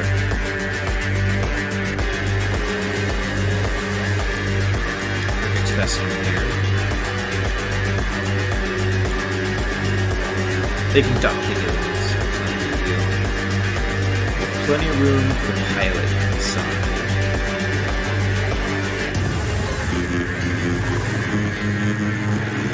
the only place really where we have room for a hatch. I guess we could have something on the underside here, but they'd really have to crouch to get into that. So I think the only place we can reasonably stick it is underneath the gun mantle. Not gun mantle, the gun platform back here. Let's get rid of that. And in that case,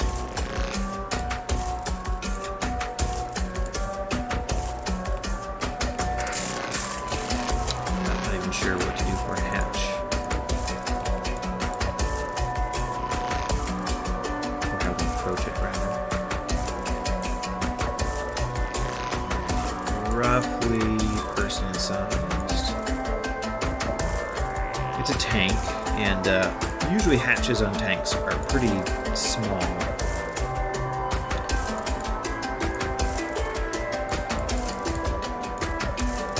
But this is meant to be operated by clone troopers who wear pretty heavy-duty armor, so gonna need to allocate a little extra room for them to be able to get in and out. And normal tank crew do not wear hard body armor plates on every major surface of their body, so they can get in and out of small hatches pretty easily.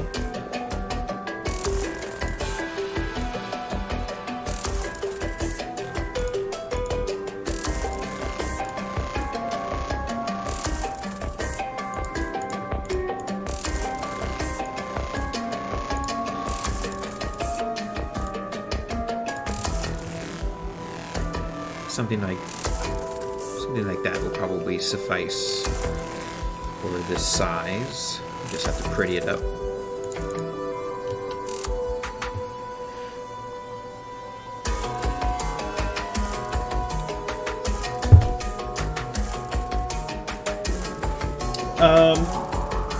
I've considered it, yeah, and I've applied to a few positions here and there out of curiosity. Of course, the big difference is, the biggest difference, working for a studio, you are working your 9-to-5 job for another company. They tell you what to do. You have to show up when they want you to show up on your, presumably on a 9-to-5 schedule of some form. And you have to work on whatever project the company's working on as well, where, of course, freelancing, you can work on whatever you want, whenever you want, which is nice. Of course, working for a company is a reliable source of income, which is nice. Whereas freelancing, you're a bit more dependent on the RNG of what people want. There's going to be months where people want more things and months where people want less, and some people might want things that are really difficult to do or really easy. So your income is going to fluctuate or be less predictable freelancing, and generally be a bit less as well. You're going to get paid more working for a company, but as I said, you have a lot less freedom because you're working for someone else. It's a job for a company, and you're going to have a boss. So there's advantages and disadvantages to both.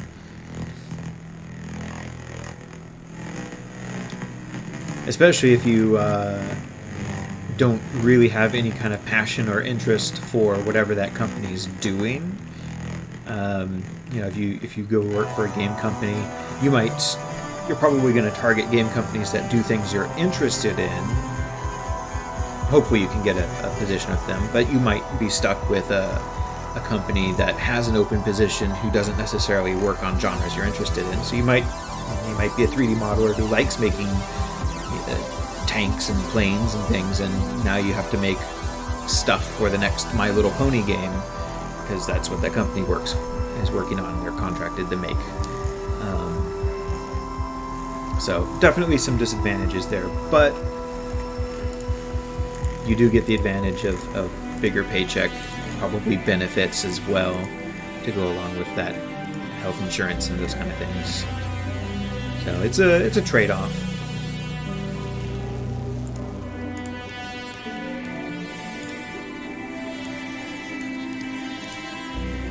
Right now I do the lion's share of my personal income comes from doing commissions for people, which is fun and good. Of course, I'm kind of dependent on what people want to have done. And I'm trying to shift a little bit more towards being self-sufficient with Patreon, where I have a little more control over what I'm doing, and have a bit more of a reliable income source where I'm getting a specific dollar amount every month, rather than it being based on how much commissions I can get done in a month, which fluctuates depending on what they are, how big they are, and how complex and how smoothly the builds go. So ultimately, I'd like to have a mix of the two. So that's why I'm doing focusing a lot on the Patreon side of things right now, trying to grow that aspect.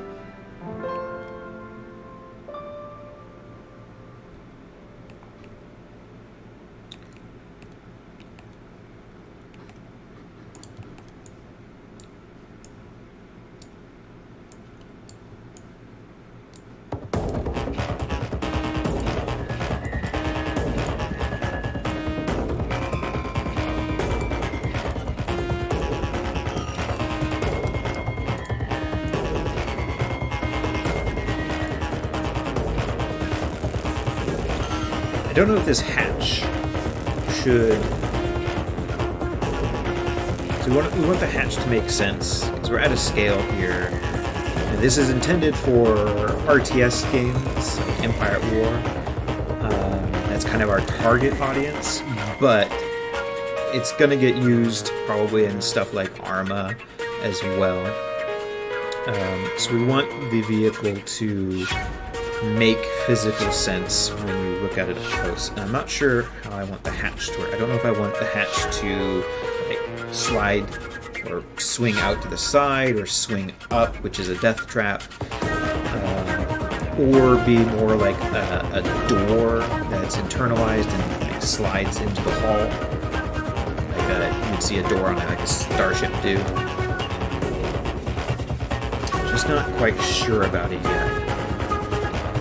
And then I also want to leave room for potential future proofing, where if someday in the future I go in and decide to make the interior of the tank a physical modeled space that you could walk into, like in Unreal Engine or something.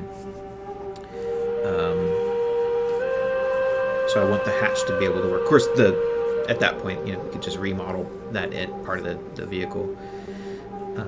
But I'd rather have it figured out now as opposed to later.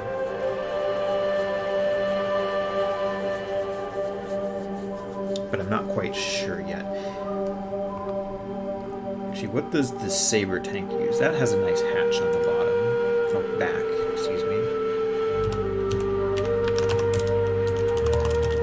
I think it's kind of like a hexagon-looking thing. I don't know if it physically makes any sense, though. See if we can find a picture of it.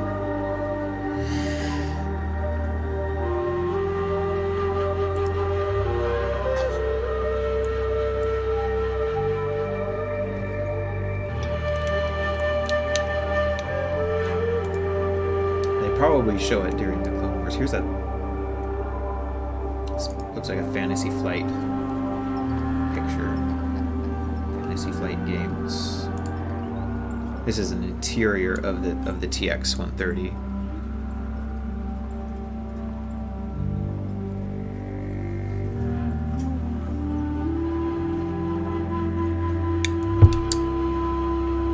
I know that the door on the back is kind of a hexagon shape, but it's sort of a different shape than this, so I don't know if this is an interior bulkhead and this is a little like airlock that you go through.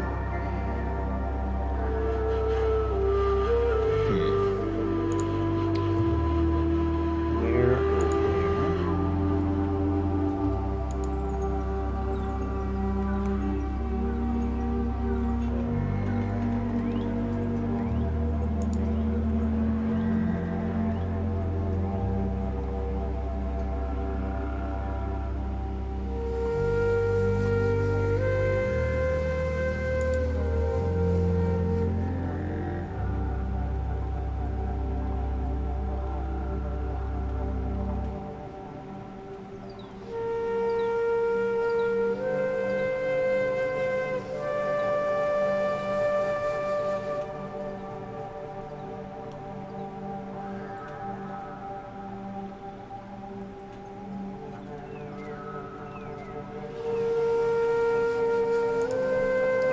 This is concept art, which shows us what we need to see anyway.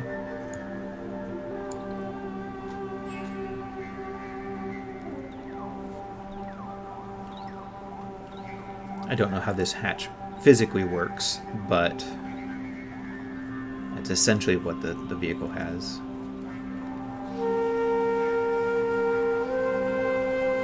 We have a handy reference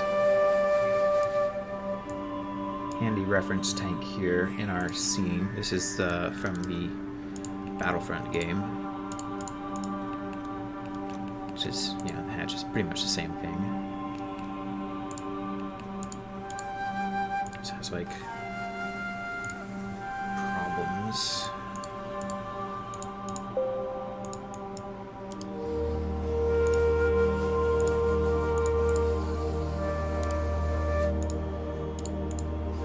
Shading, but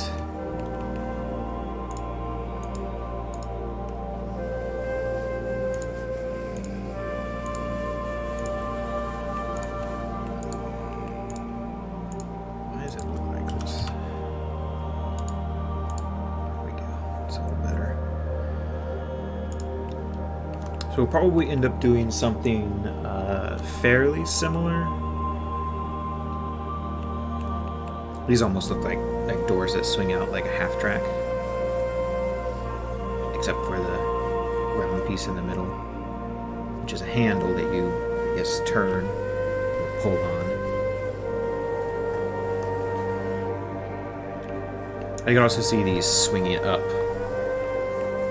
and you duck in from underneath. There are no hinges to speak of.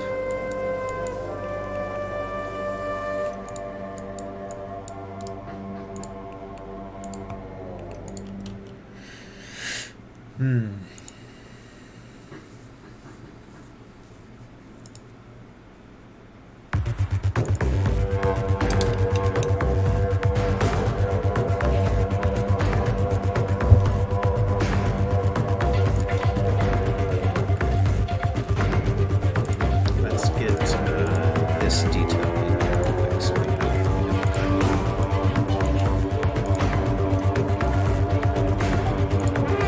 this is going to have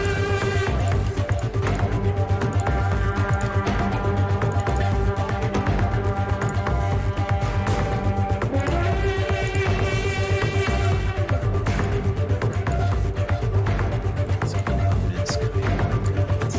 A little bit wibbly.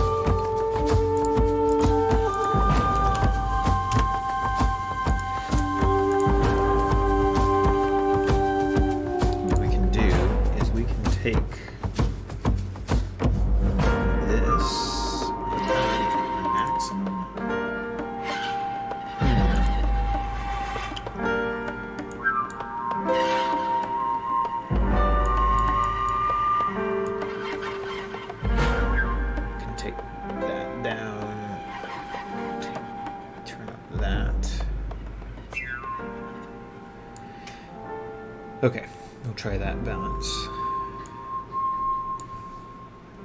See if that works for us.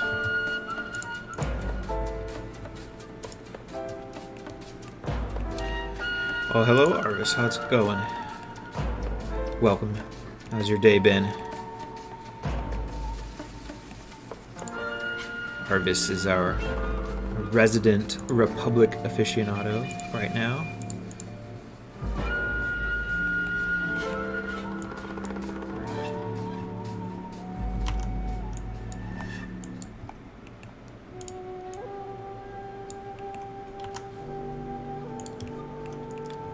I think, do we get the Republic stamp of approval?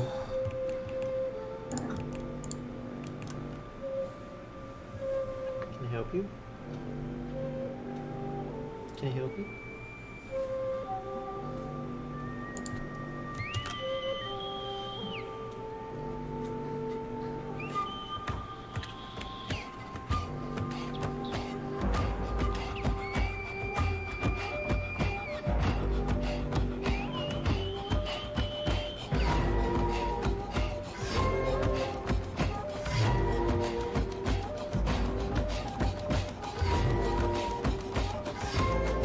The fun will really begin once we start powering out some multiple turret options. What? Can I do copy?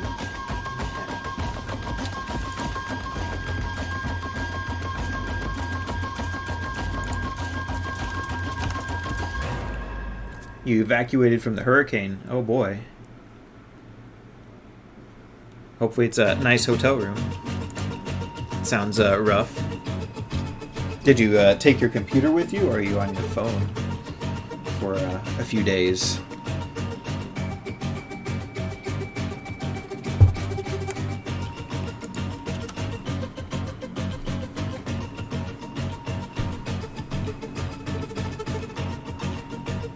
I gotta take the little dog outside, so I will be back in a few minutes. We'll just leave this here for the moment. And you're on your gaming laptop. Well, at least you've got that. You can catch up on some games. I'll be back in a few minutes.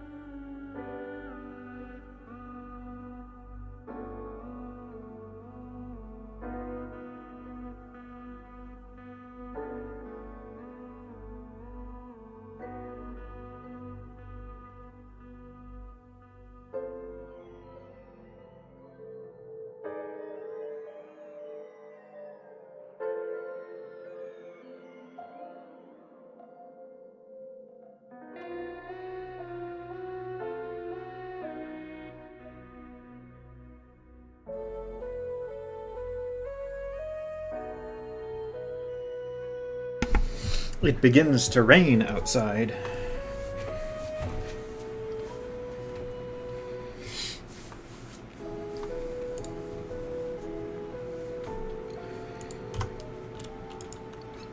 Alright, it's starting to sprinkle at least. What does the weather report say? It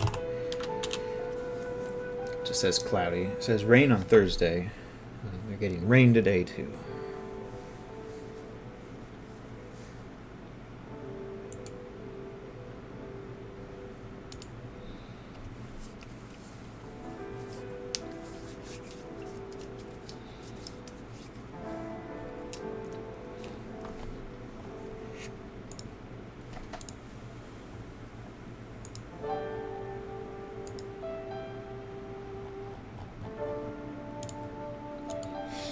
Okay, let us continue.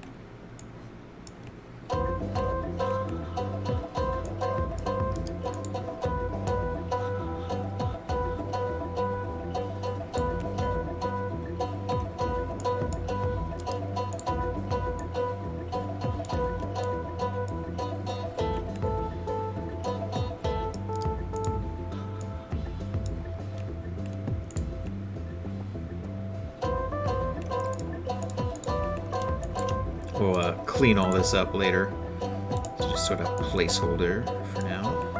Just give us an idea of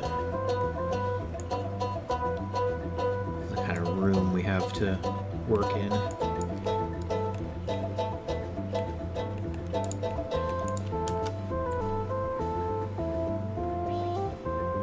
Yep, it's a door for the crew.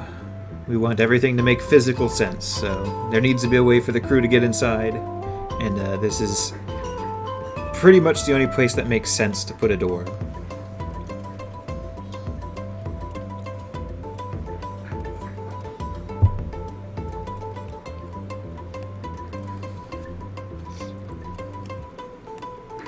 So we're going to do something kind of similar to what the TX-130 has.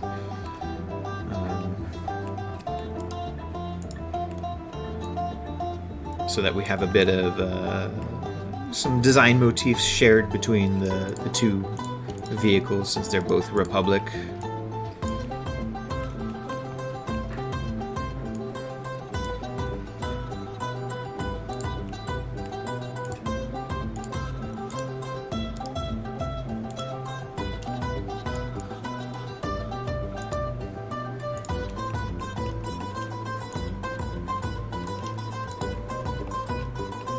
I don't know if they're from the same manufacturer. I don't know who made the TX-130. Let's see.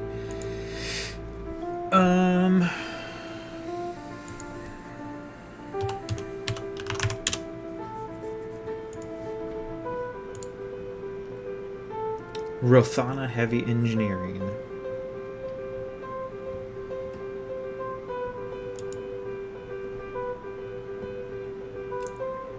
A subsidiary of Quat Drive Yards. They made the ATTE.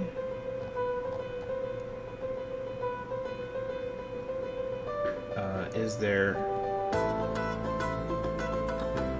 a list of things? They made the LAT.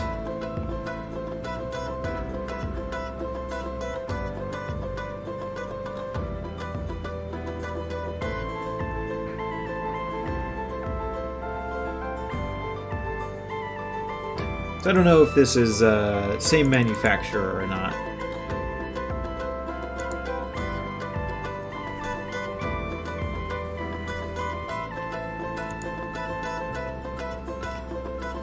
But I figured the Republic seems, well, visually what we got on screen with them, both in the movie and, well, really in all the lore, the movies, the games, and the TV shows. The Republic seems to rely on very few versions of things. They have like 2 or 3 starships, and they just have lots and lots of those. Not a lot of different vehicles and vessels, just a few solid ones. So I imagine they're very much into standardization and shared components and that kind of a thing. And kind of like what you were doing with your AU Arvis, where a lot of the vehicles share the same weaponry. You know, why produce a different turret for the Venators and the Acclimators when you can just produce one and stick it on both and have a superior military via superior economy, superior manufacturing, kind of like how the Allies were in World War II. The Germans had too many different versions of everything. And the Allies said, oh, the Sherman tank will make tens of thousands of this one tank and a couple variations of it, but mostly just this one thing. And they'll all be pretty similar and share lots of components. So we can make more of them quicker.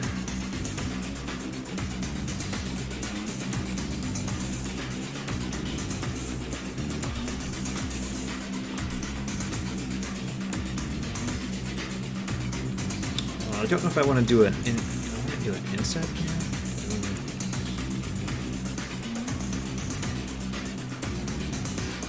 As I was mentioning earlier, too, kind of background to the door.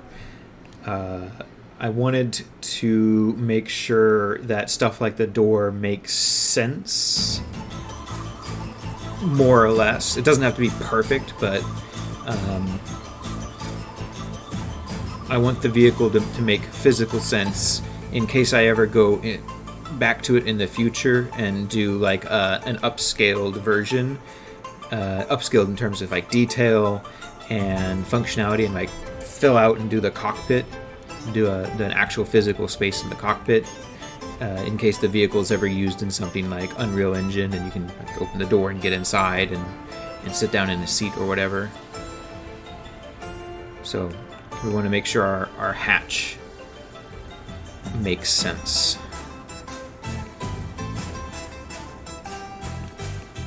I'm also figuring that the turrets are all going to be auto loaders and or just use some kind of energy-based system. There's not going to be a loader in the gun. We don't really have a lot of room for that. So we're going to assume energy weapons. They're using capacitors and things. There's no need for an operator to load it. But we do want to have enough room for like a pilot and a tank commander, at least 2 crew members, maybe 3, since this is a slightly bigger tank than the TX, which has 2. Although I think the TX is largely operated by one person who does everything, and then you can have another person stuck through the hatch with their gun up there, who may be the tank commander or just extra personnel.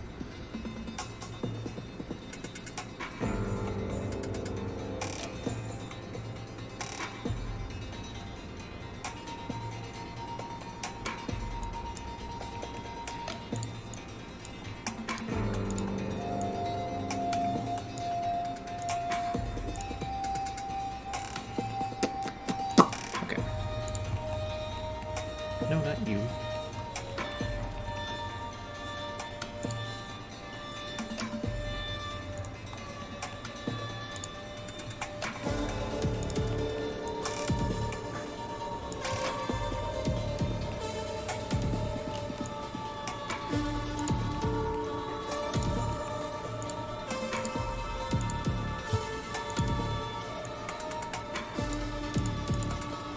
You need to be out of my way.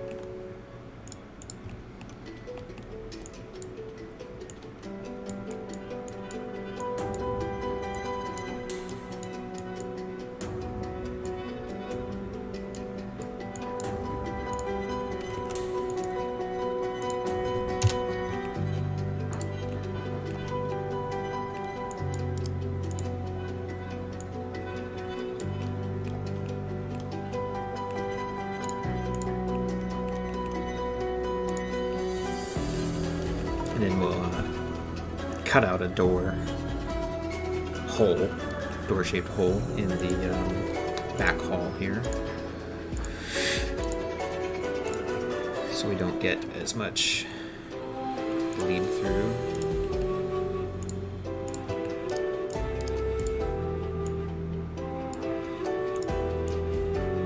And eventually this will all get cleaned up geometry-wise. We'll make it nice, optimize it.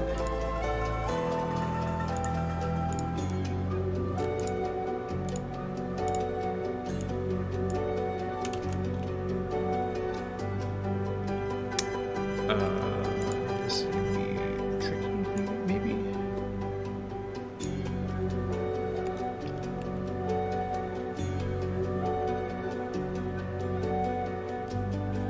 You know what I could do that should be actually faster, easier? So we could just do a boolean.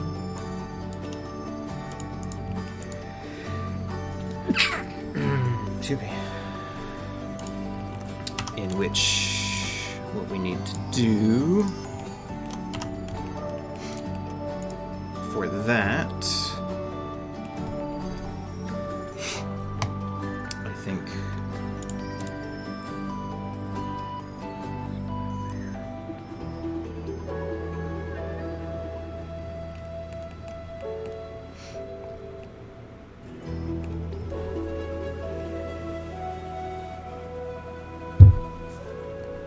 I think I'm happy with this bottom piece. So what we're gonna do is kill all of this.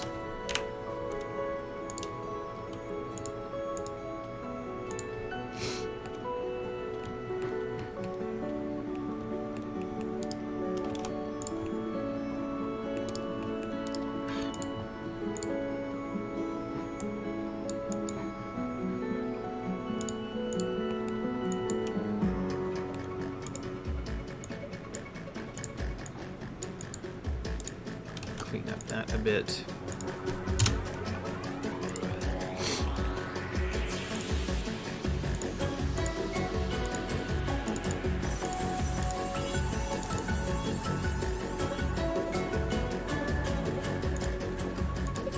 There's probably a better way to do that triangle.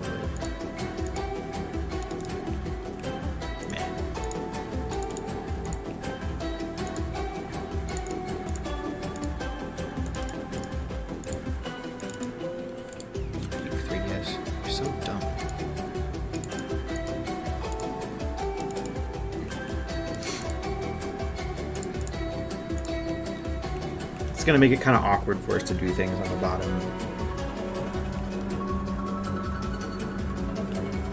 But it shouldn't be a big deal.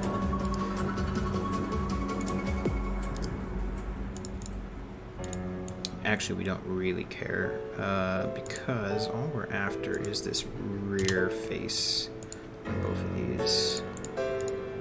So we go to our compound objects, boolean, subtraction.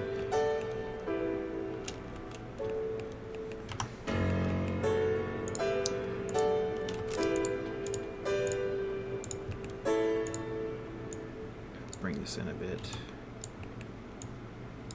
And we'll take this out because all we really need is our hexagon shape. Like that. Convert to a polygon, make sure it's not horribly messy. This is dumb shit that 3ds Max does. Oh, we're gonna put random polygons in random places. Like, that polygon doesn't need to be there, but it puts it there anyway because it doesn't know what it's doing. But all we need is this here.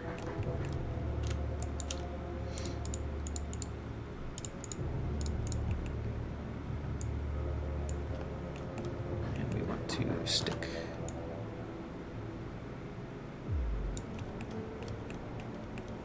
that there. I lied. We need that plus one other thing. Need that plus like that.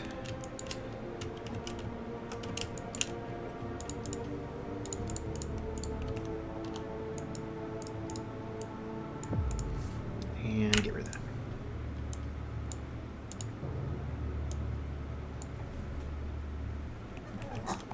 Okay. Then we can get rid of that. And we can take this. And we can say...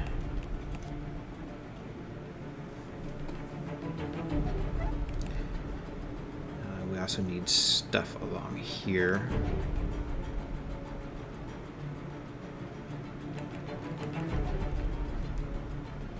Maybe. No, it's not worth the mess of geometry.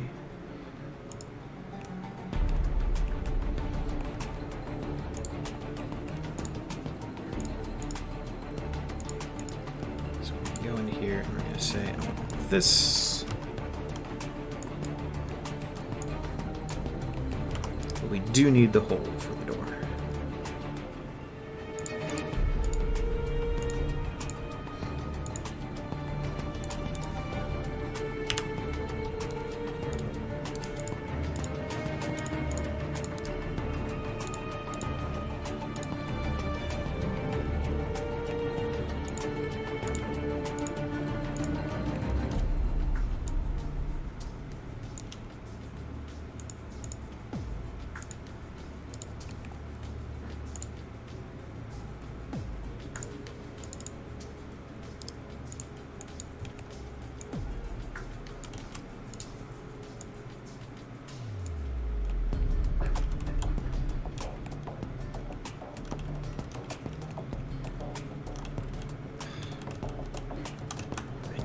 Polygon, that vertices to stay.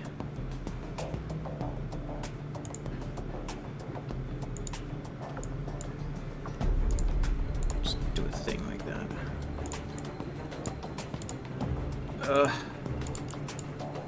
This is the worst.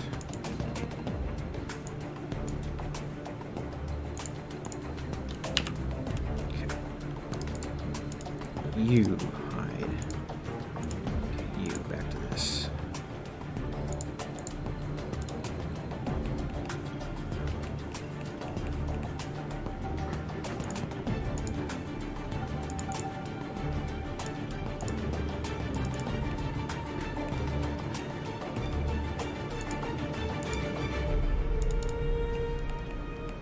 Okay.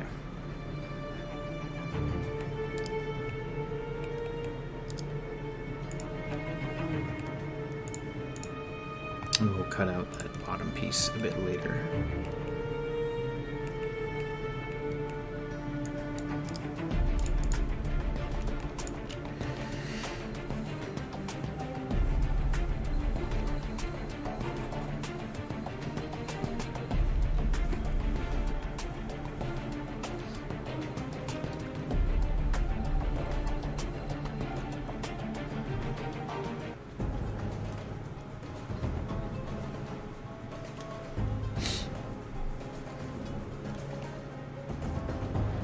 Yeah, they really are.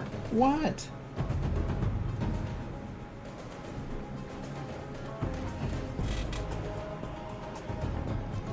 How much room do we have, crew members, currently? So this is our...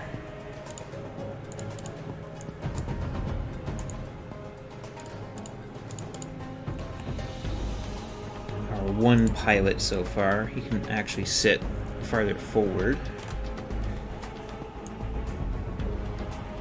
He can be somewhere like up in there. Plenty of room. It's not a lot of headroom in the tank for walking around. You kind of have to crouch down, but it's definitely enough room for like 3 people. If we had a center pilot seat console kind of tucked up in an alcove up front, and then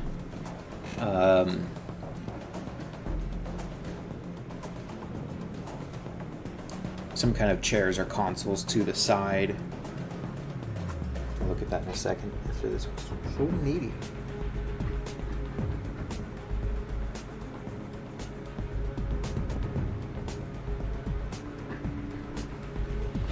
Let's see.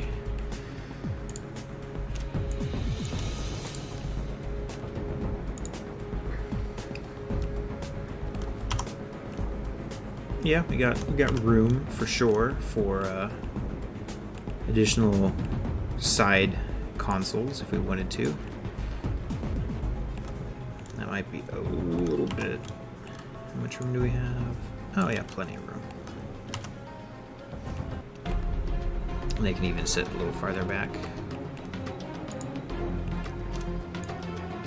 We could also do something fancy and asymmetrical, which costs us texture space for the interior if we ever got around to doing the interior, where we could have like one side of the interior space be like a computer system, kind of like you see on the airplanes, the American like spy planes and things, the big ones, or the operations planes, where you have like a corridor, and then off to the one side is a bank of consoles and chairs, and then off to the other side is something else. What?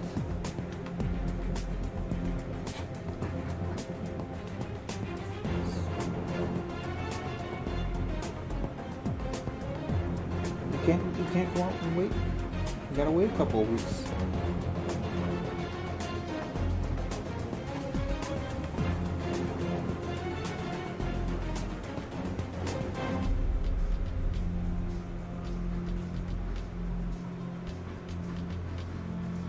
Alright, go sit.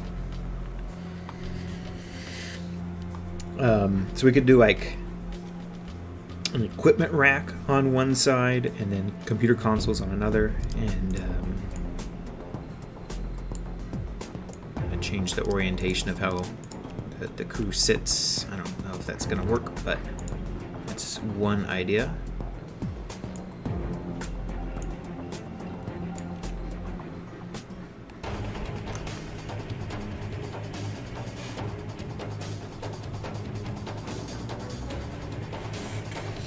Anyway, there's plenty of room on the interior for us to put multiple crew members in, which is good.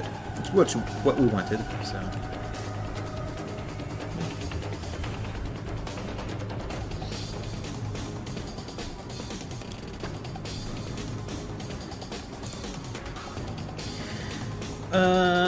Let's see. Okay, so that's the hatch, more or less. We still got to do some cleanup work down at the back here. I guess we can do that now. Skip that.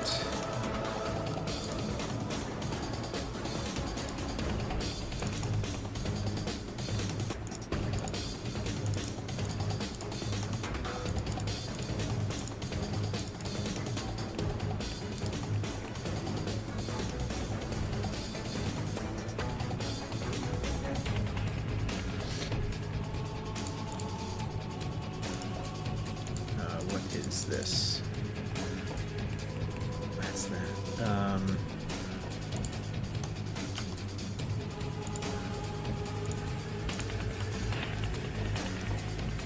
Yeah, we don't really want to mess with that just yet until we figure out what we're doing here.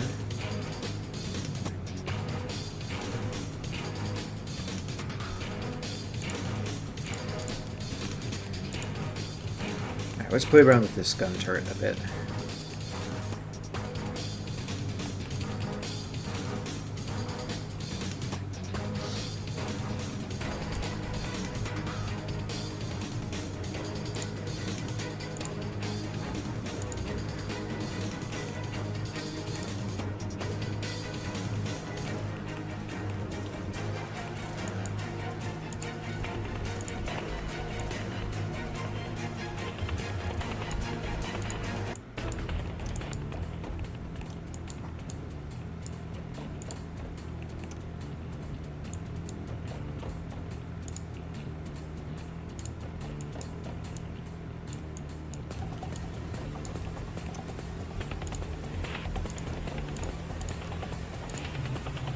So this will be one of several options.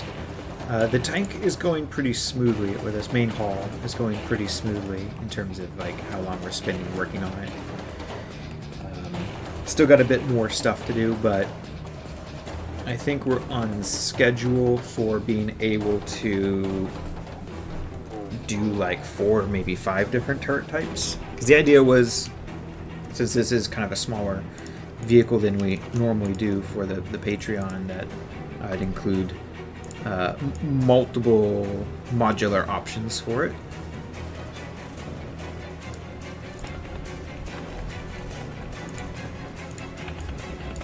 And that's fun to do anyway. So we've got several ideas that we were discussing on the Discord, the Patreon Discord.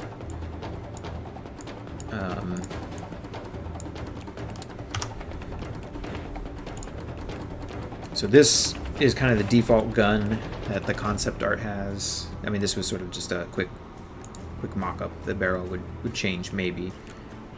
But we'll presumably have some sort of like main normal gun. Then we might have some sort of either dual purpose or anti-infantry weapon system. I don't know if we would just include that as like a coaxial gun or have a whole separate turret for it. Then some kind of anti-aircraft artillery of some form is an idea as well. Then maybe some kind of like artillery piece or mortar perhaps. And then there were a couple more ideas. I have to go look at the Discord and see. But 4 or 5 turrets, I think, is what we'll end up having. So we got some design work to do. We're not going to be super lazy and just use the same turret with different barrels. We'll have like actual different turrets. But we're no stranger to designing turrets, so should be fun. Actually, let me have a look at what our options we were discussing were.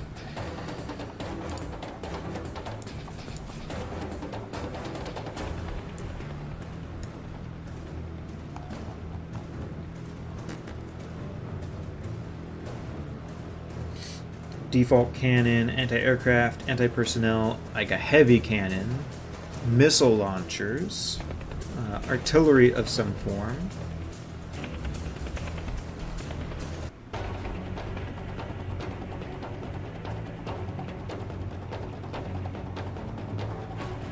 So missile launcher, I think, was the other thing I forgot. Oops.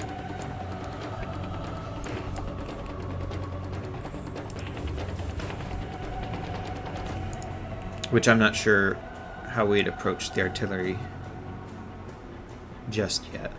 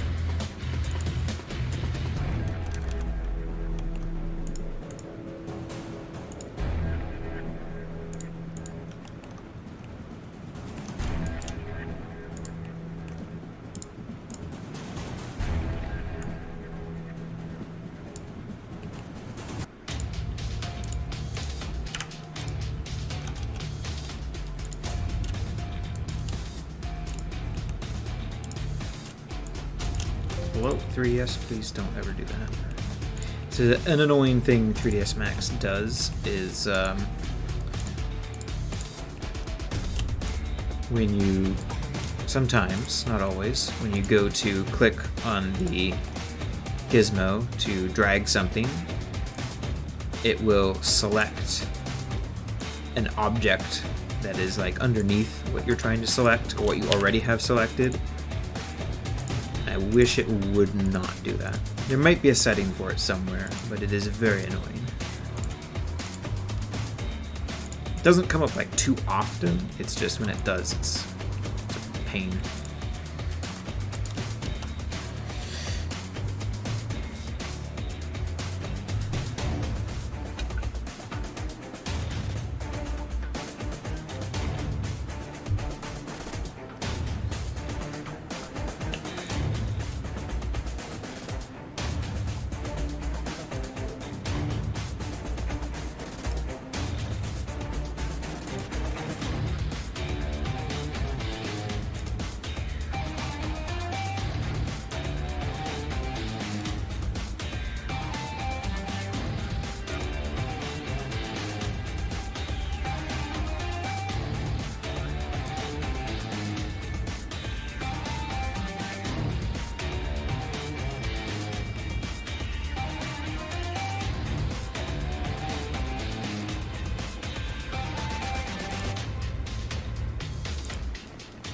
Okay.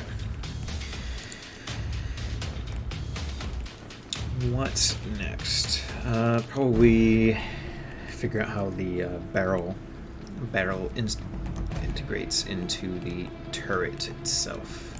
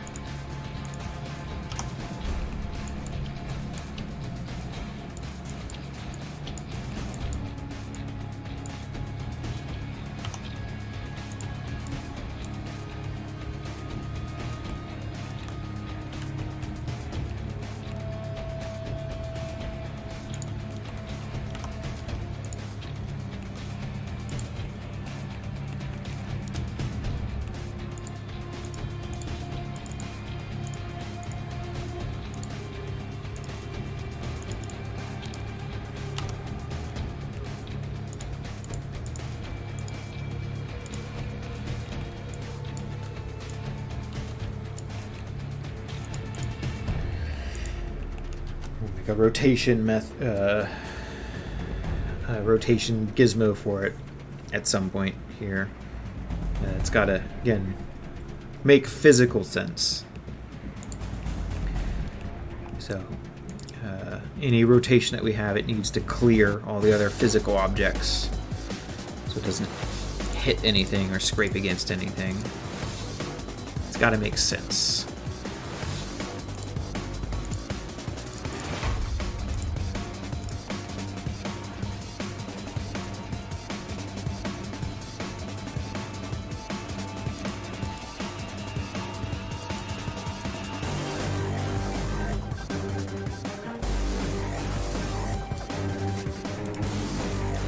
To play around with it a little bit until we get something that works for us.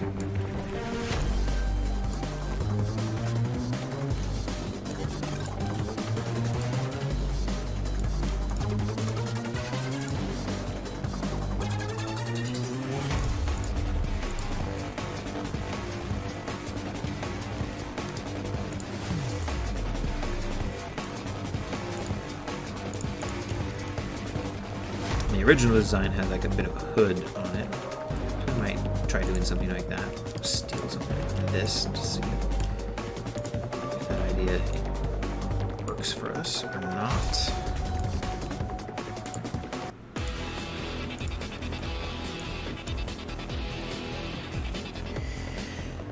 What kind of books? It's a variety of books.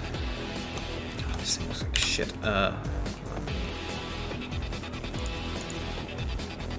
Capsule?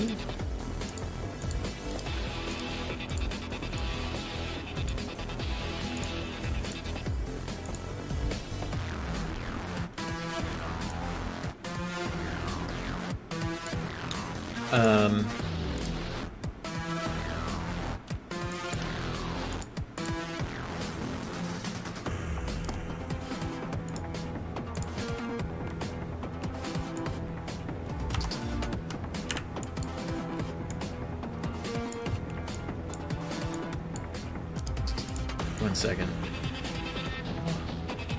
I'll get to you. I'll answer your question.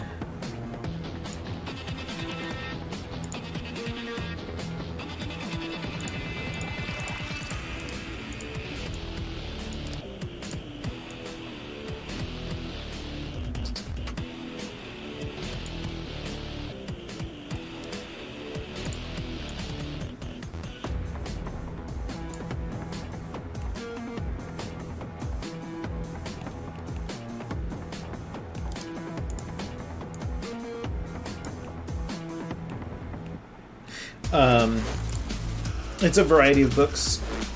I've got, I don't know, there's a lot of science fiction books. Don't run over the... Excuse me.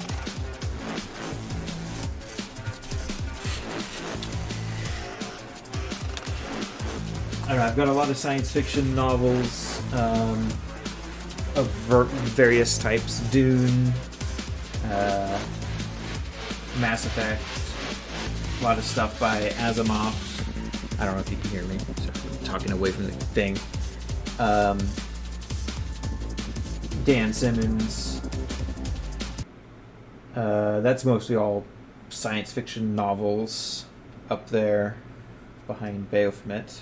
I've got a bunch of role-playing books like Eclipse Phase, game books like Flames of War manuals, Battlefleet Gothic books, stuff like that. Actually, I've got a lot of that. Warhammer books. A lot of science fiction art books. Lots of Star Wars books. More science fiction. History books. Lots of history books. And then just, I don't know, a bunch of random things. Books about terrain modeling, like miniatures. Excuse you. Go sit down. Books about guns, books about dreadnoughts, So it's a variety of things. I don't know. I have another bookshelf with a bunch of other books on it, of other different varieties, business books and things.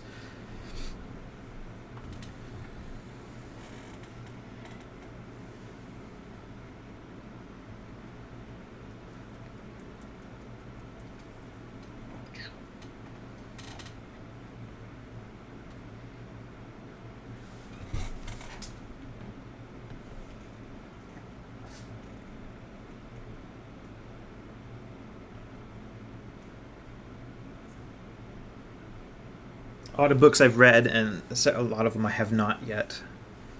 They're on my to-read list.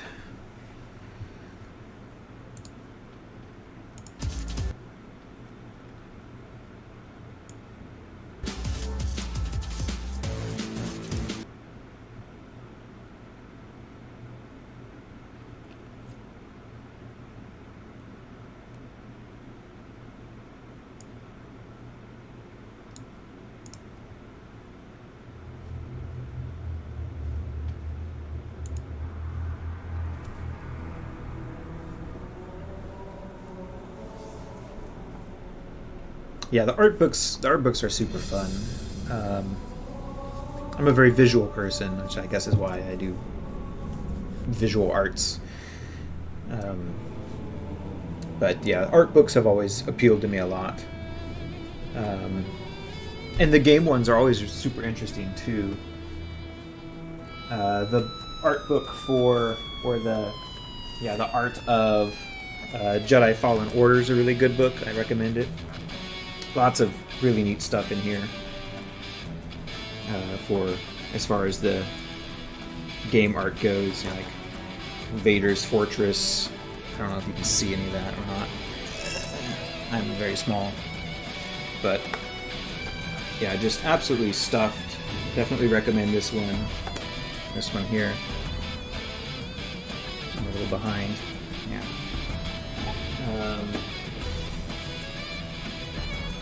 Actually, a lot of the Star Wars art books, kind of the older ones, are really, really good. Like the art of Dave Dorman, he's fantastic. Really good. Let me see here.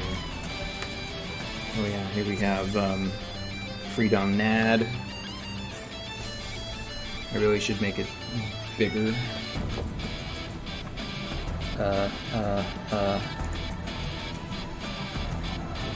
Oh, I don't have any of my settings. Here. We'll wing it. But yeah, definitely recommend the work of Dave Dorman. It's this book here. Very good.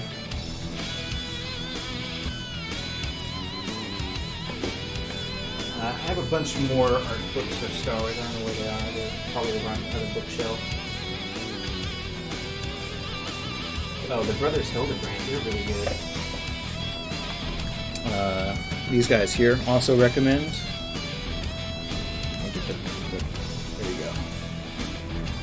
There you go. They have a very colorful style, but they've got some really sick Star Wars stuff that they've done. It's probably super blurry. Ah yes, Zizzer. Gotta love Zizzer. Anyway, yeah. So lots of stuff like that. I also recommend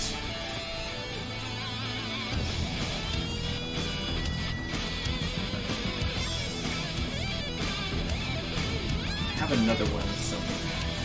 It's really good.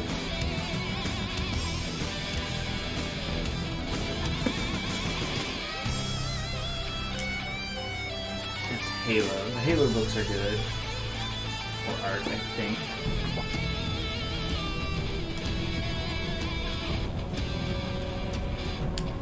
I don't know if you're into Halo. We happen to be listening to the Halo music right now, but yeah, this book's pretty good.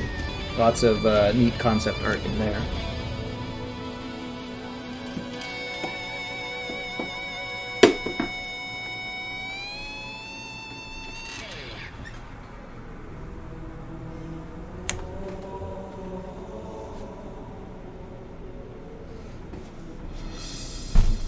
Yeah.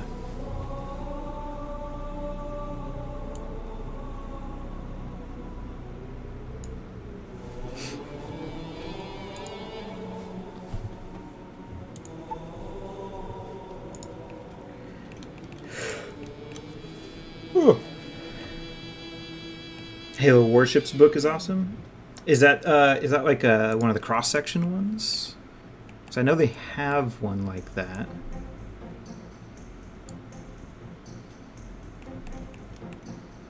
Which the cross section books, I have the ones for, well, the original trilogy of Star Wars, and they're all super cool. I don't have the Halo one though, which would be fun. I should keep an eye out for that at the bookstore. We've got a pretty nice, a very nice used bookstore here. We got Powell's, which is big. We have two Powell's. We have a giant Powell's in downtown Portland, which is kind of a trek to get to. And then we've got another Powell's here in this part of the metro. And they've got a nice section for games and art books. Haven't been there for a while, but I could probably put it on a watch list on their website.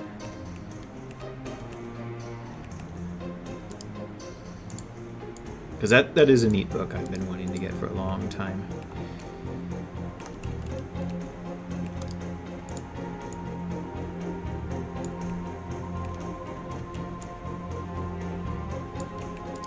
I've always been a fan of the cross sections.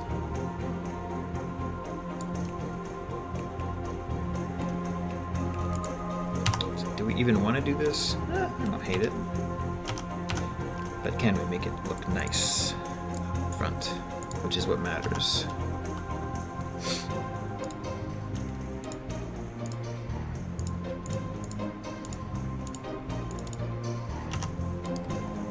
It's been a while. I kind of feel like playing through Halo. I need to play Halo Infinite, I guess is the new one. I've played them all but that one.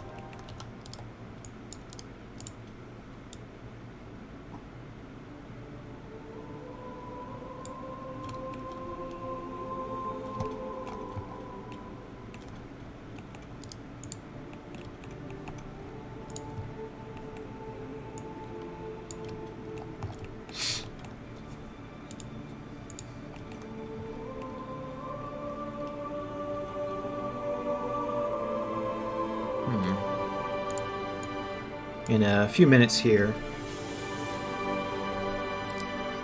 and by a few minutes I mean anytime in the next 45 minutes, I'm going to take a bit of a break. We're at about 4.5 hours now, so I'll probably take like a 10 or 15 minute break and get something to eat and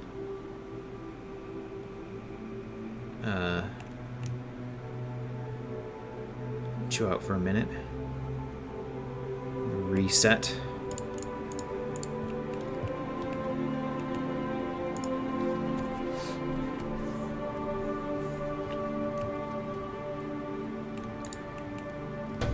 This does not need smoothing groups.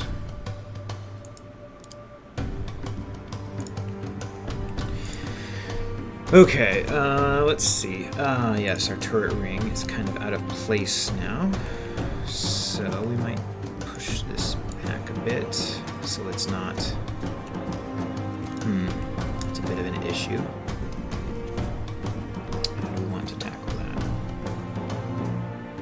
So I don't want the turret ring to go too far back. In fact, ideally, I think I'd like the turret ring to be. That might be a bit far forward, but I would like the turret ring to be a bit farther forward like that.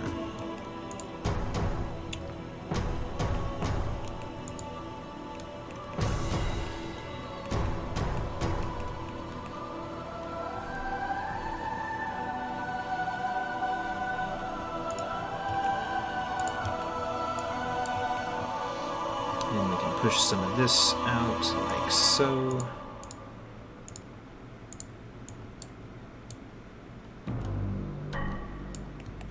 Oh, I like this part of the soundtrack. Let me turn this up. Well, thanks. Yeah, thanks for stopping by and hanging out. As I said, we'll probably be on tomorrow and Friday. Don't know about Thursday yet. I've got maybe a wedding rehearsal to go to. I don't know yet, though. I think it's kind of dependent on how much I get done on this today. So I would like to release this on the Patreon on the first would be ideal, but this weekend at some point.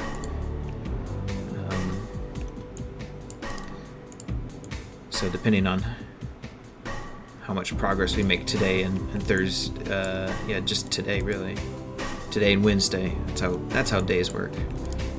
I may or may not be on Thursday, but definitely on Friday as well. Tomorrow and Friday.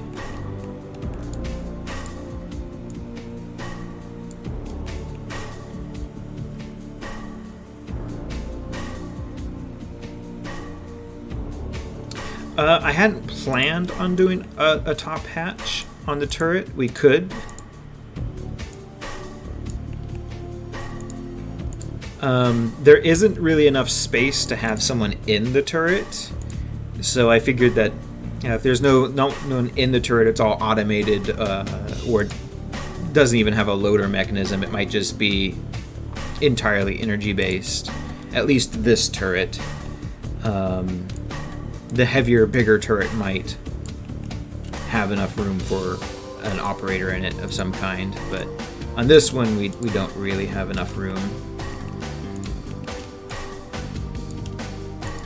Like, someone could physically be in there, but you wouldn't really have room for the actual gun mechanism.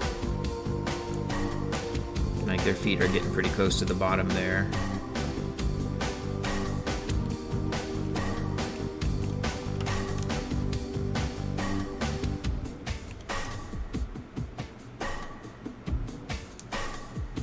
But if we do a bigger turret of some kind, which we may or may not do, a heavy turret, then we may or may not put a hatch on top, depending on if it's big enough to justify having an operator inside.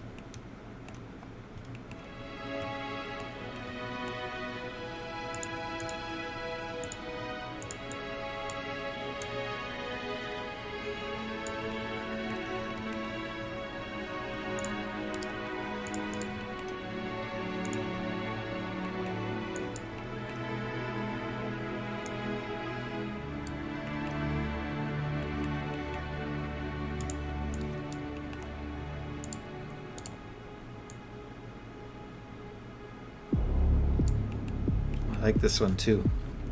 Halo 2 was so good. Played so much of that game on the Xbox.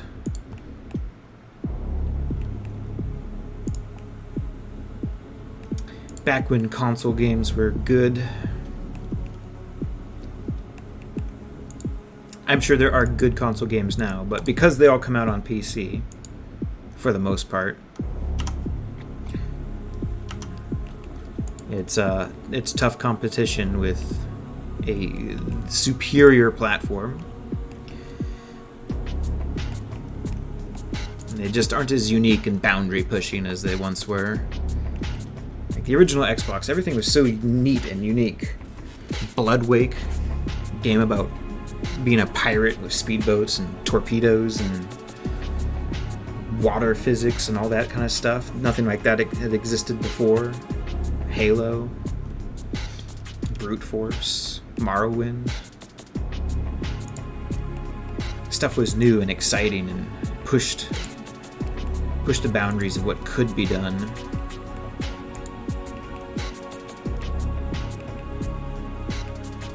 Now it's all like Madden 83 and Halo 16 or whatever they're up to now. No reason to buy a console. At least for getting unique and interesting titles. Now, I say that, take that with a grain of salt, since I am very much not up to date and keeping track of the console market. But nothing that I've encountered through osmosis has given me any sort of encouragement to keep track of it. So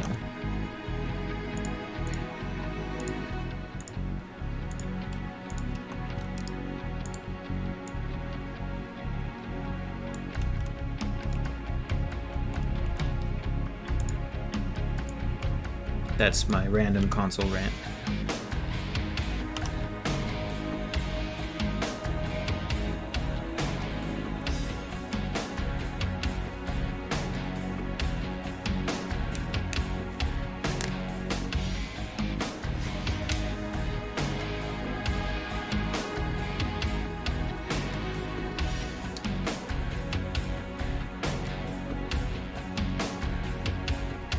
We could put like a hatch up there that's like a maintenance hatch. That's very possible.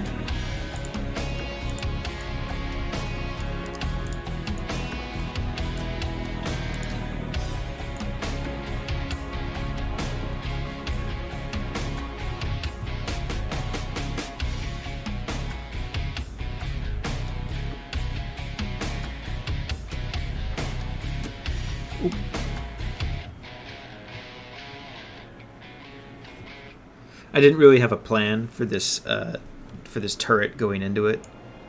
We're just kind of winging it here and seeing where the winds take us for the design.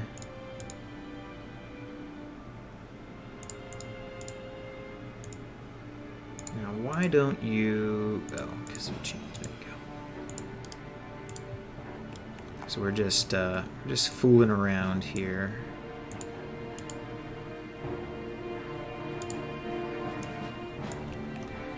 And maybe we'll run across something that works for us.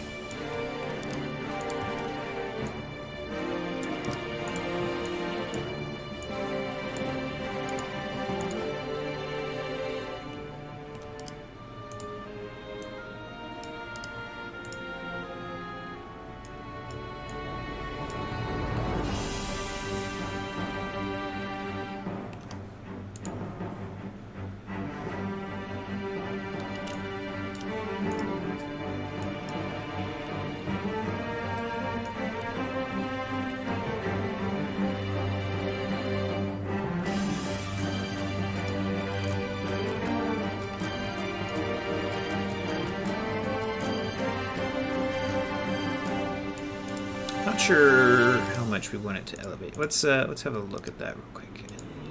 Get our pivot in place and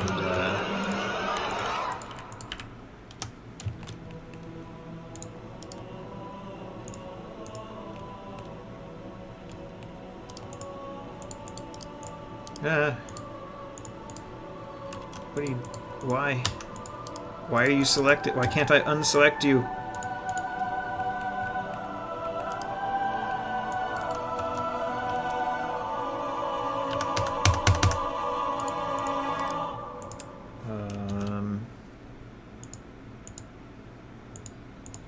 There we go. That was unusual.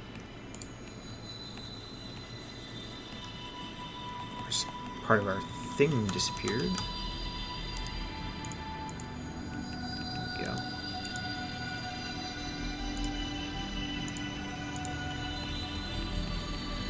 Yeah, just winging it here for the moment.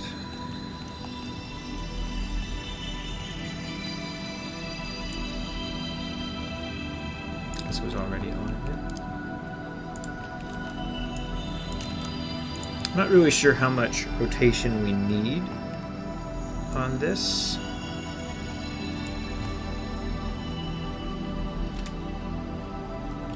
Maybe something, what is that? 15 degrees.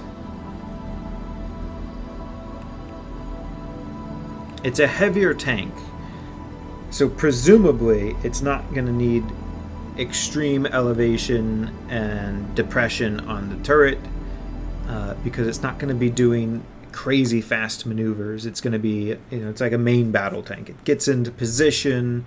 It's probably going to do some firing on the move, but it's not going to need to compensate for changes in the orientation of the body as quickly as like a light tank that zips around would. So we don't need an extreme amount of elevation. Plus that's pretty high. I mean, the tank's going to be very much on an incline of some kind to need an elevation like that. So something like a 15 degree elevation I think is fine.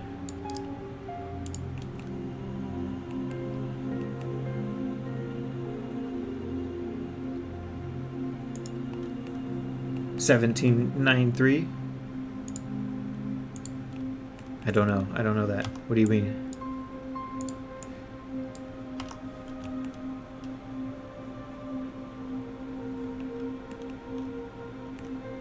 With that in mind, I think we're gonna tuck this body back a bit here. Yeah. Something more like that. It's looking a little janky. We're gonna have to fix some things. Actually, we gotta fix a few things here. Like that, and this. And what is this? That's a problem. Right, okay. We're gonna need more polygons, is what I'm seeing here.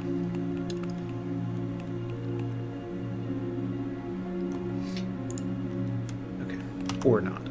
We just need this to come up to here. And this can connect, and this can connect.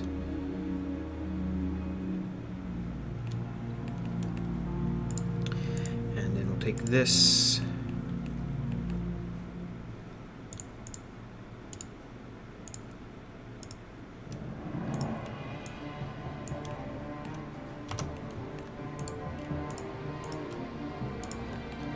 Oops.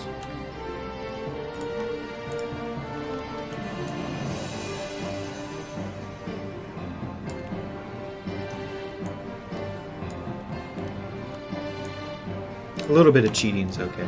Like, no one's gonna care and notice what happens in here. But what we do want to do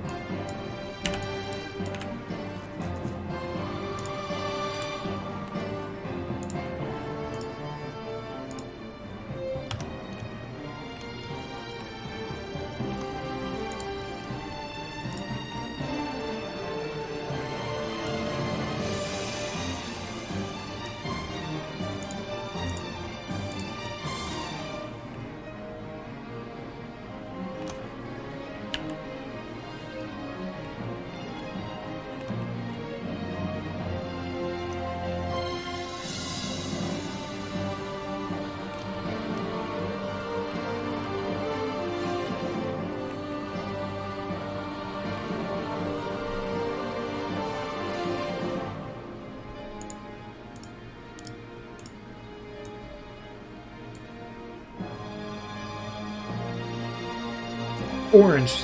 Orange is a good color. No one likes green.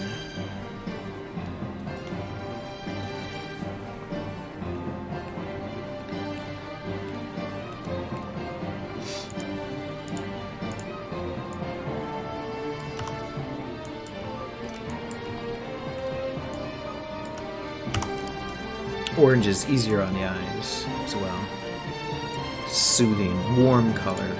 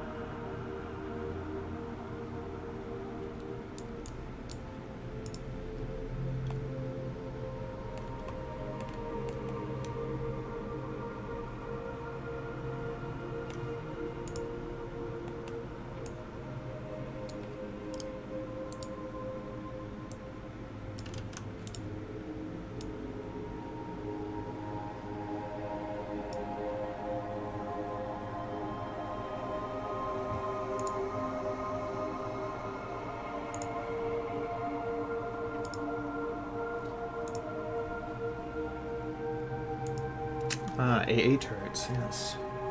Yeah, I was thinking something kind of like that, something like a dual barrel or a quad barrel gun, kind of like that's a good example.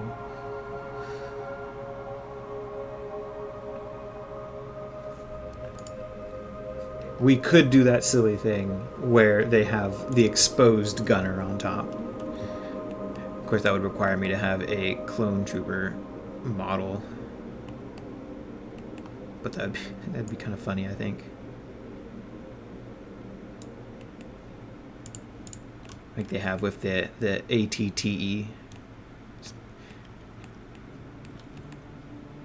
We'll just have the gunner of our main weapon just all exposed, sniper bait. Ridiculous.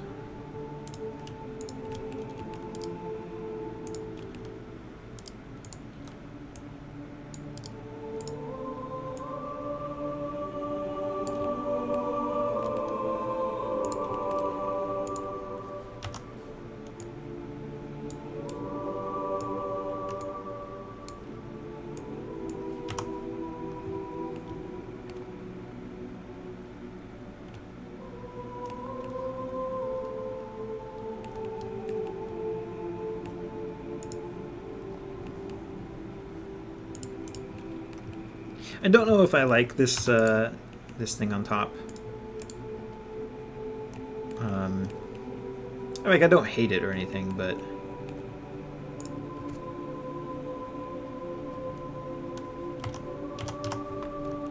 it just is a little awkward, I think.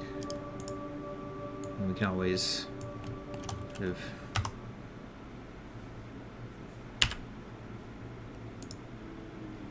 rework it. See if we can make it work for us. Or we could replace it with some kind of like maintenance hatch. Maintenance hatch. Kind of thing. There's some kind of jank happening here. Stuff's not quite aligned. Not a big deal. We can fix that.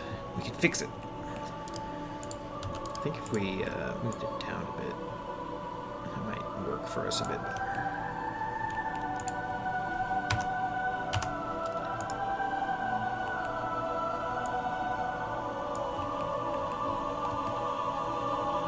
And then figured out what was happening here.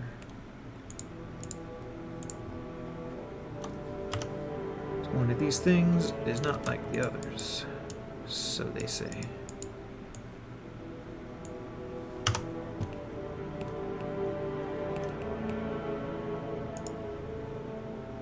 Let's clean this up a little bit.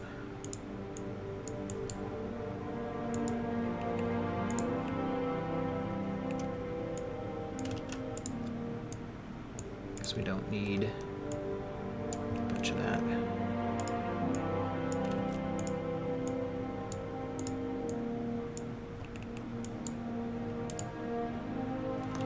Thanks. Ah.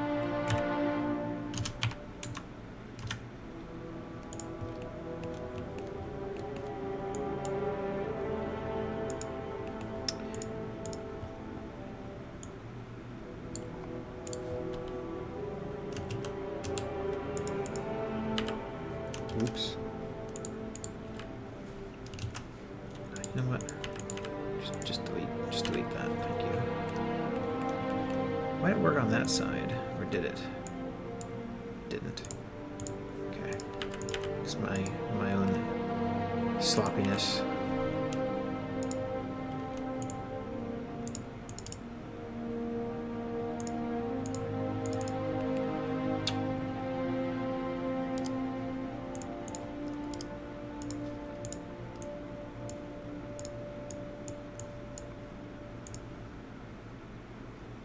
Let me open our window. Now that the roofers are gone, I'll be right back.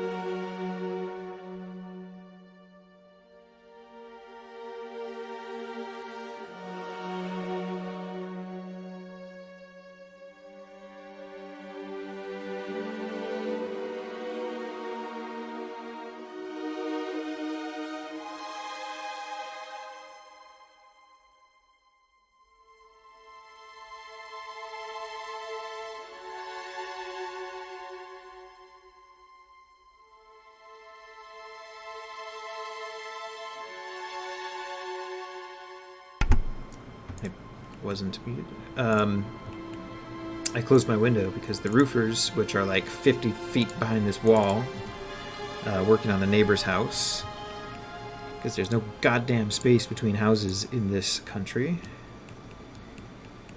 We're using their nail guns and stuff. It's very loud and annoying. They started at like 7 a.m.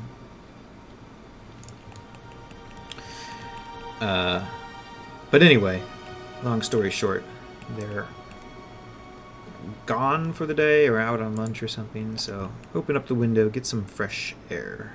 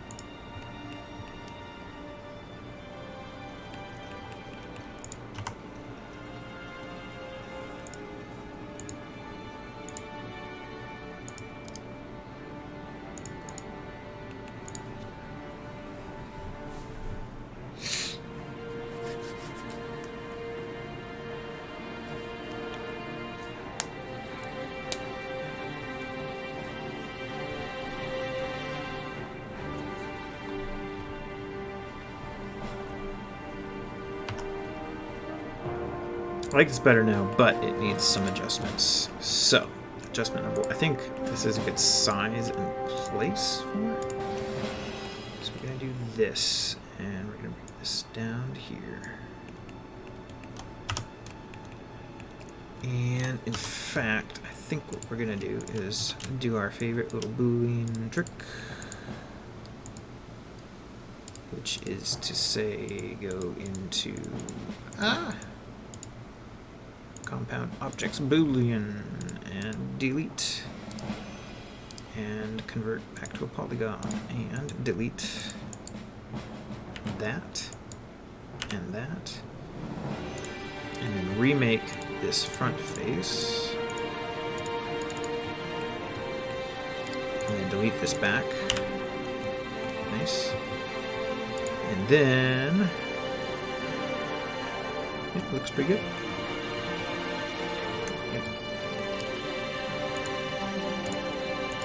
Delete that and bring this back over.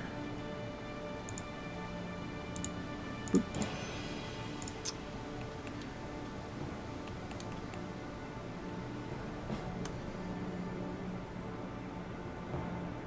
I feel like there needs to be something here, but we'll leave that for the moment.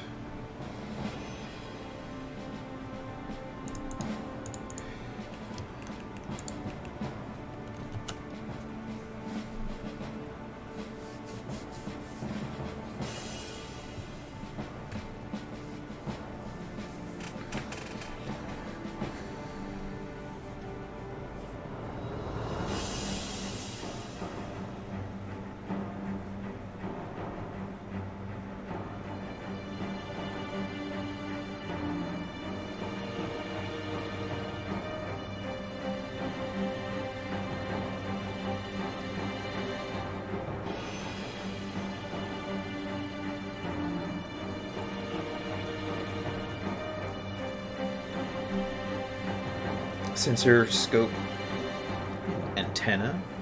I like antennas. Gotta have antennas.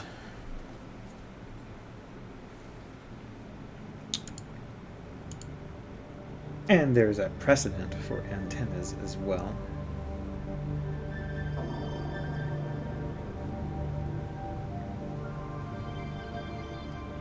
We've got some other little details we're going to put on here.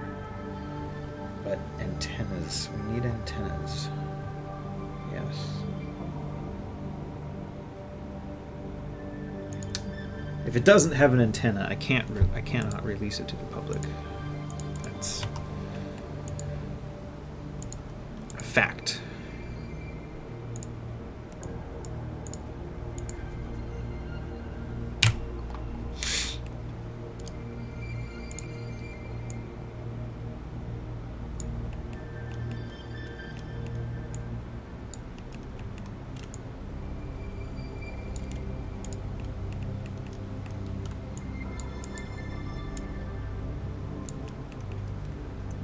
Turret itself can have an antenna,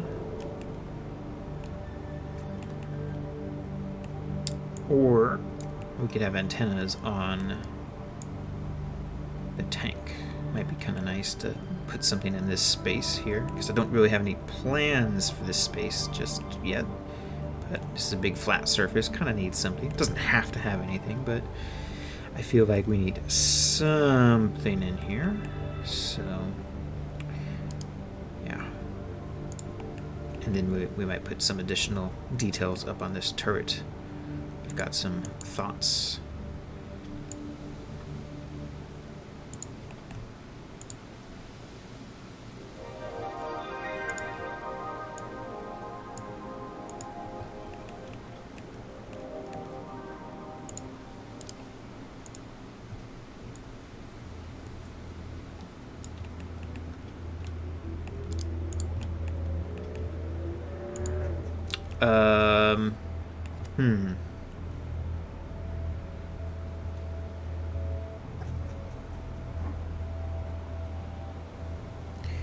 We don't want our antennas to interfere with the rotation of the turret.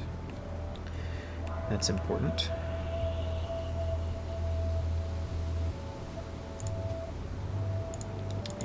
1 second, I have a thought here with this. Back and forth and all around. It's how we do. It's how we do. What is happening here? 1 second while I fix whatever cancer this is.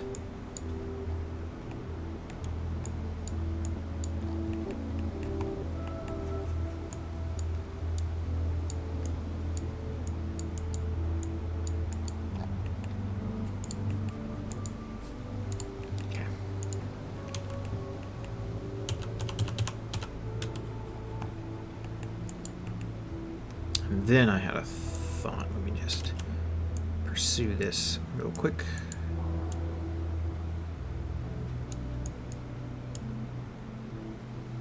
If it was kind of like a hood sort of a thing.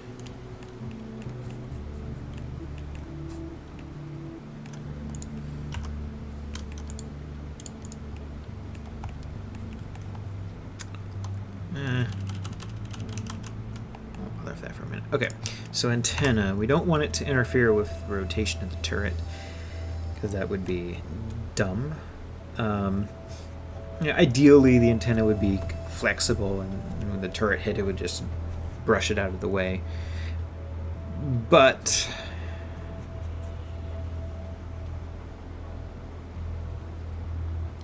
we don't have that power in the game, so the game's... So either we have to have an antenna that gets clipped through, or we put antennas somewhere else. Could put antenna up on the turret. Although I like the idea of having the antenna on the chassis.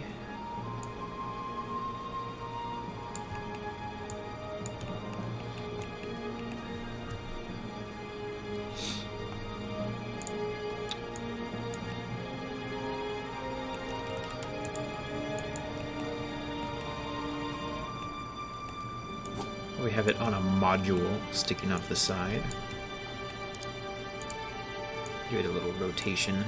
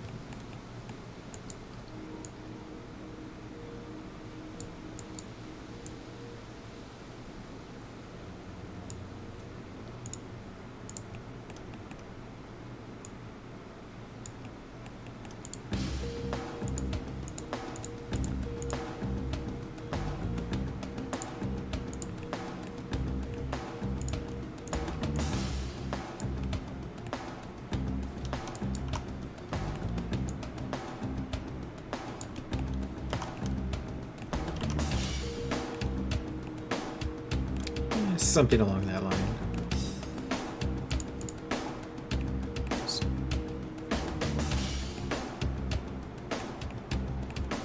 Maybe we'd thicken it up a bit. So there's a little bit more pixels to pick up on in the game. Easier for it to render it.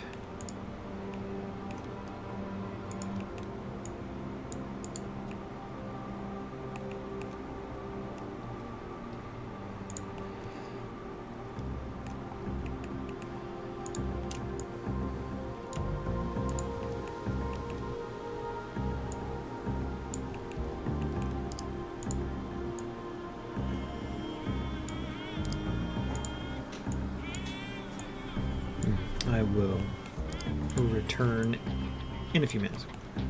I'll take a break.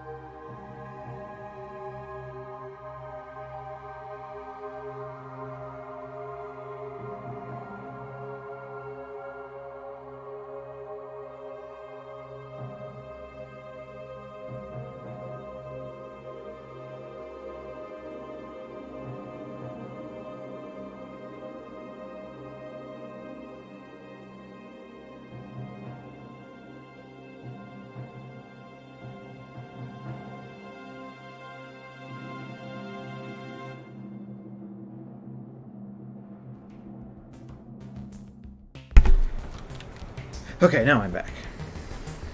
For a while. Girlfriend came home from work and had to catch up and talk about dinner plans and stuff. Okay. But I will have to wrap it up here at some point in the next, I don't know, maybe a half hour or so I can go make dinner.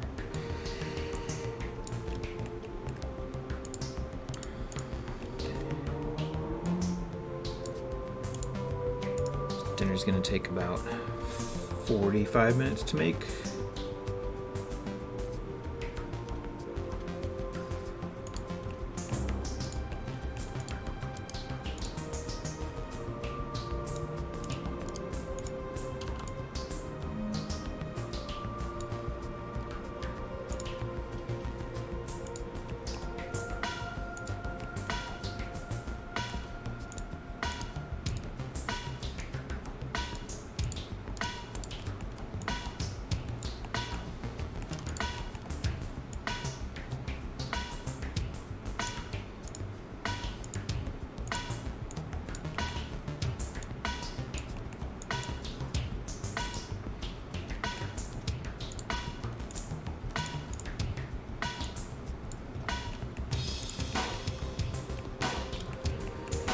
Okay.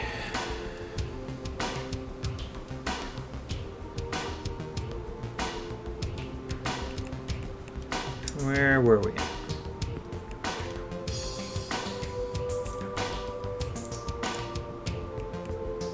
Right, we got some hatch stuff to do.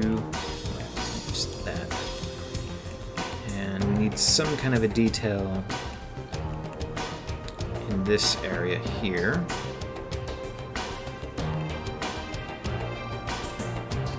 And we need details on the bottom wall as well.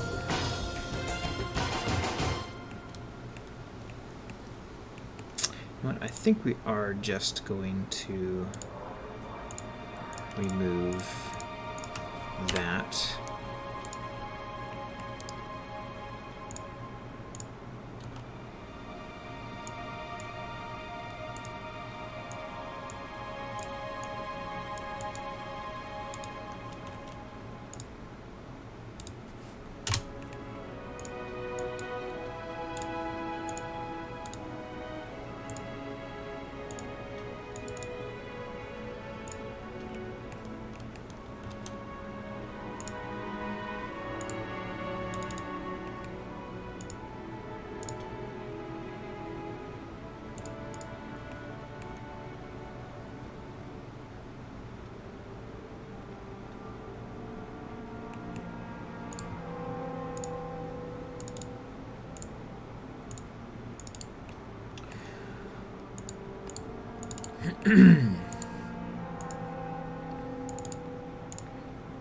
We're gonna make jalapeno poppers tonight is the plan. We got all these mozzarella balls that we're gonna put in them. See how that goes.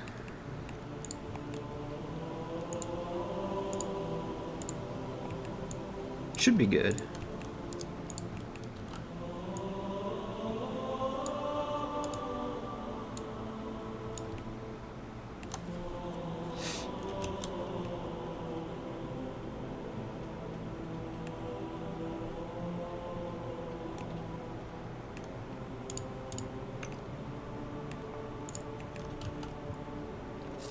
What do we want in this area?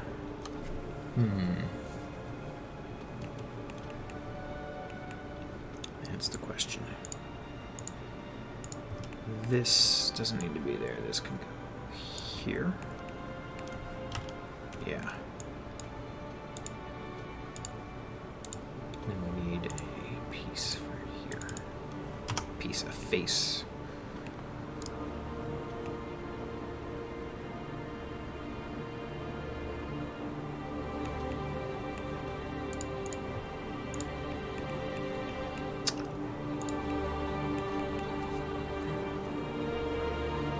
I think first we'll figure out what we're doing with these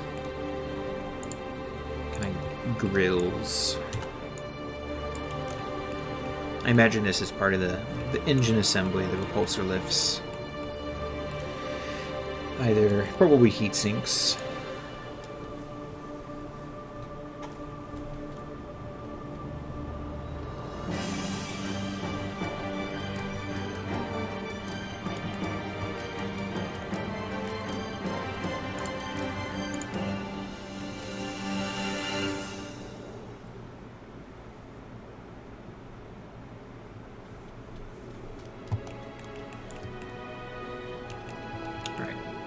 I need all of you to get out of the way.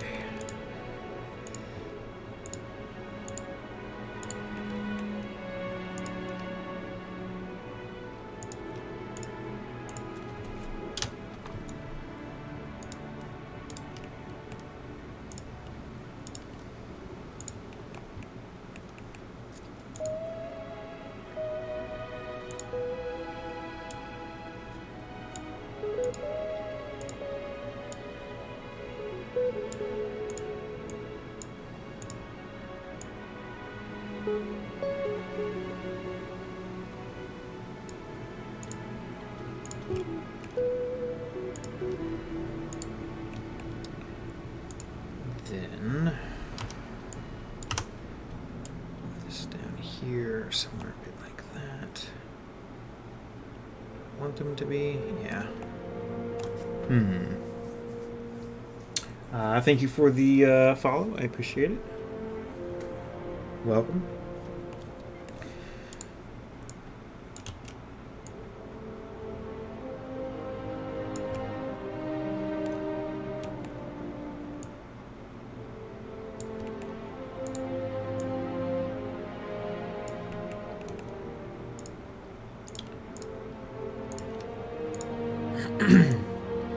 I ate a bunch of rice crackers, so they're probably stuck in my throat, so I apologize if I clear my throat or sound gravelly for a while.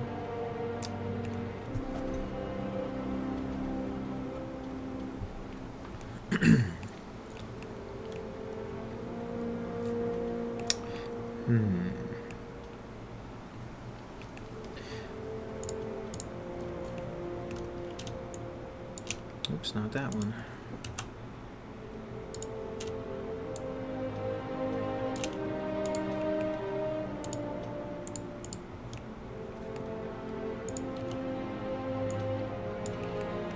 Which reminds me, for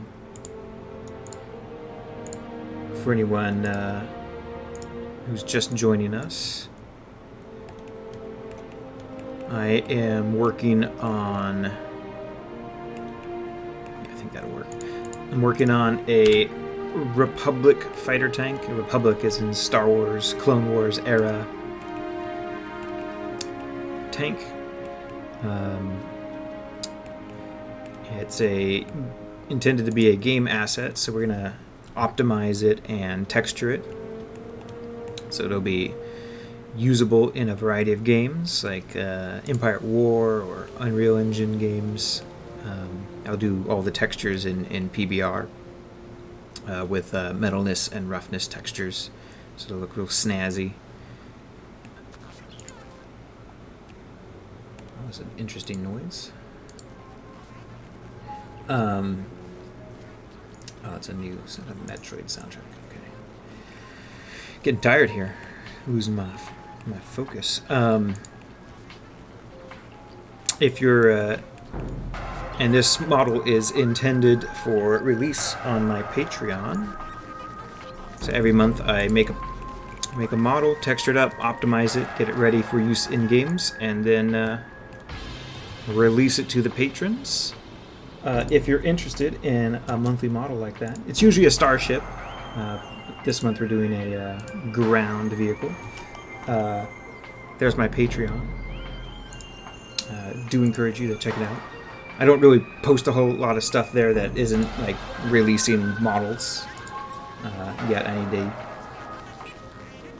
get on top of that a little more. But I do have a Discord, and here's a link to that if anyone is interested in more behind-the-scenes kind of stuff, and getting in on the discussions.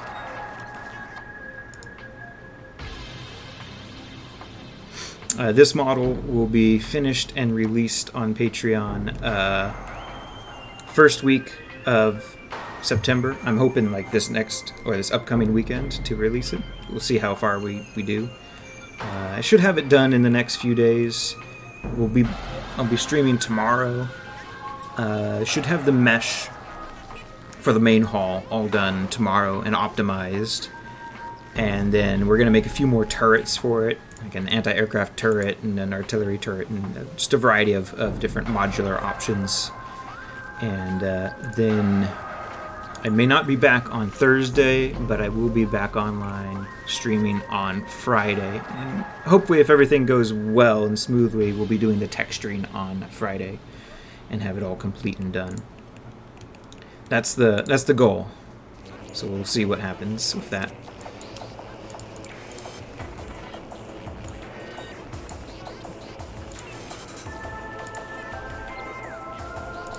But we're gonna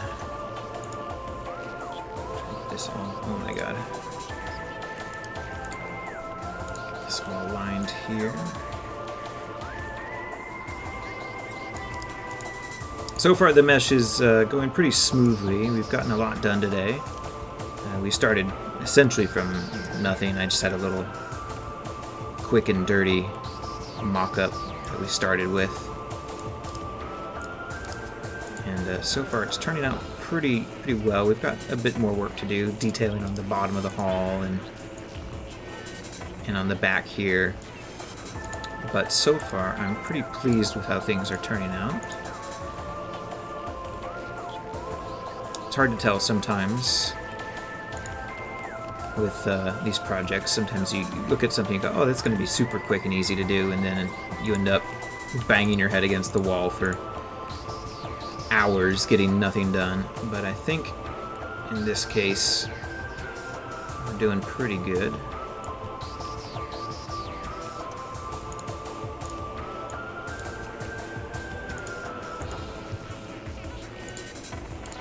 Reset that next.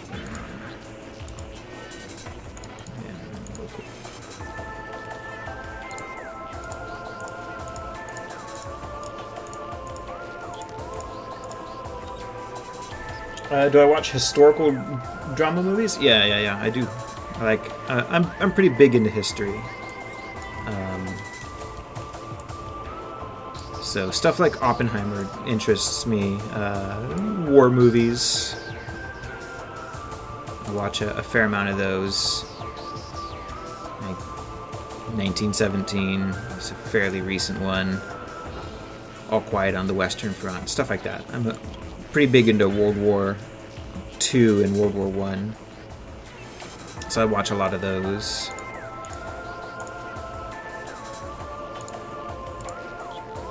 Oppenheimer. I have not seen Oppenheimer. I saw the previous most recent movie about creating the bomb. I forget what it was called. I'll try to remember here in a minute. And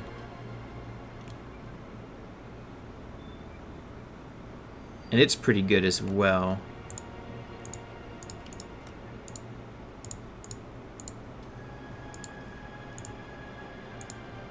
I don't get out to the movies too often. It's pretty expensive to go here.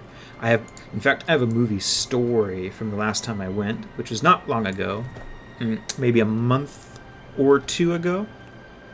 We went and watched Asteroid City, I think. Yeah. And went to the theater, and I shit you not, a large popcorn, just like a large popcorn, $59. What the fuck?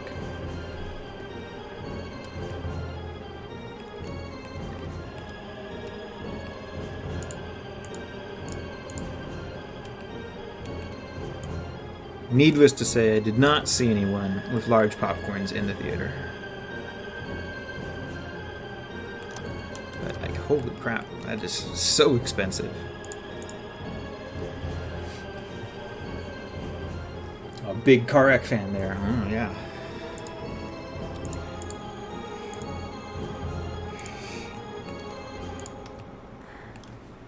Glad to have you as a big Carrack fan.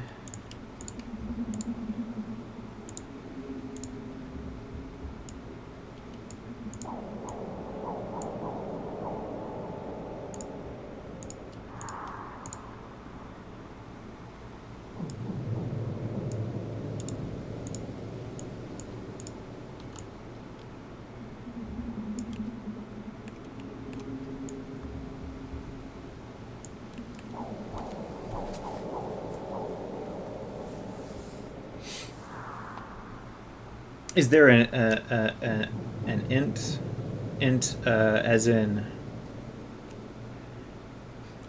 I'm drawing a blank because I'm a retard.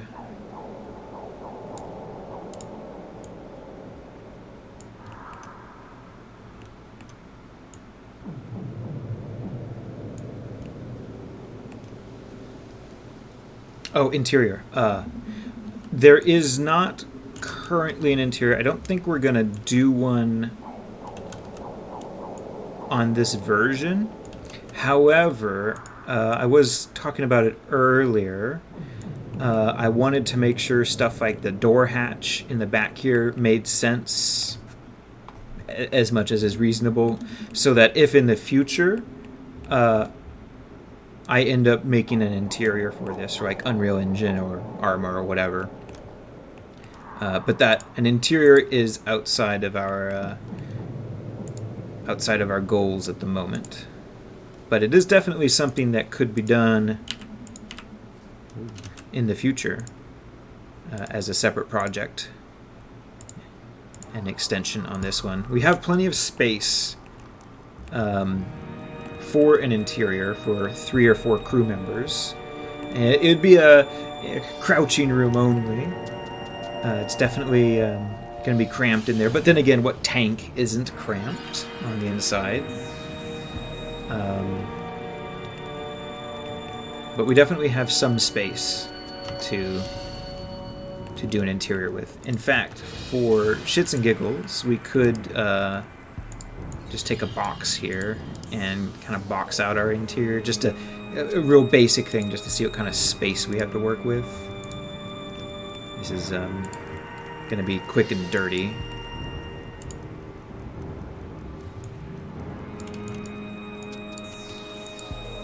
The sitting armament, very useful. Thanks for sending that over. So we want to have a little bit of space for the skin of the vehicle, the armor plating and the hull.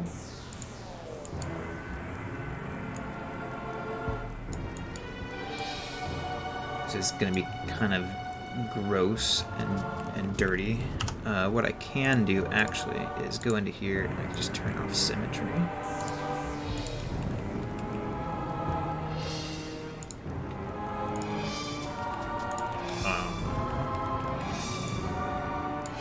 So we'll take this to the back.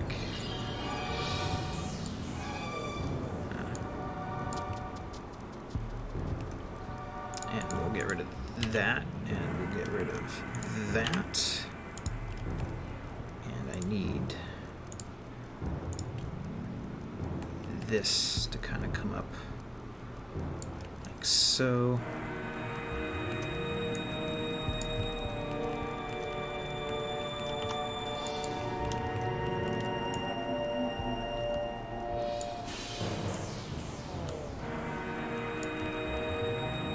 It's not going to be a perfect representation of the space we have to work with, but it'll be close enough that we would have an idea.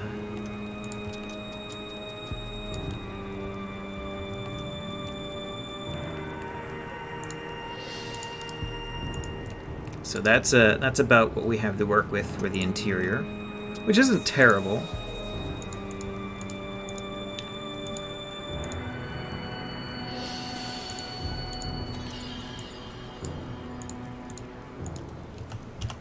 roundabout way of doing this. So enough to fit 2 or 3 people kind of ducked in there.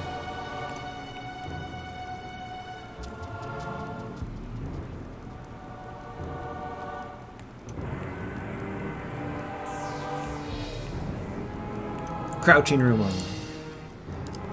Or small clone troopers, defects. A whole breed of tank clone troopers that are smaller than the rest.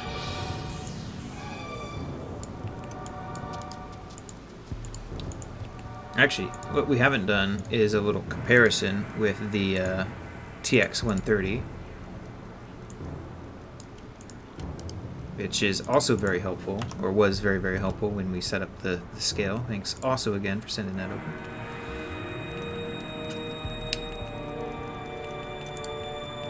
So, definitely a bit bigger of a vehicle, but not enormously so.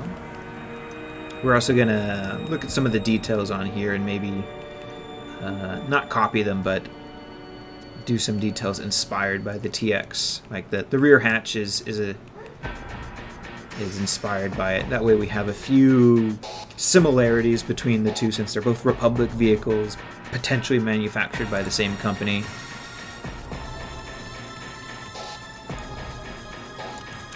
But yeah, I think we're looking pretty solid. We've got a lot of areas to touch up, but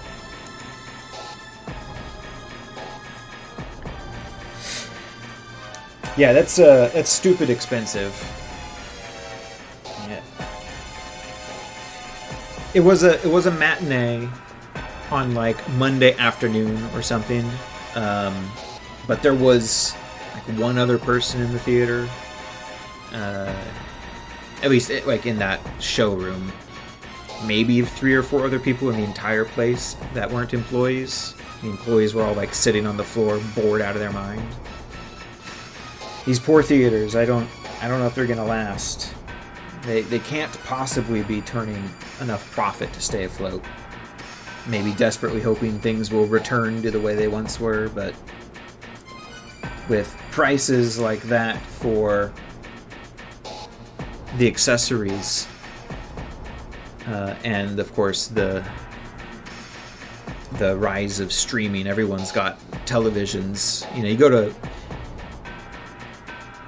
Goodwill and there's just like rows and rows and rows of 42-inch plasma TVs and things. Like, everyone's got TVs these days. If they don't have a TV, it's essentially by choice. And computers and phones and all the streaming that's so easy and sometimes cheap. Although one of my buddies, Banana, was telling me that he just saw a movie and it was for rent on Amazon for $20, which seemed outrageous.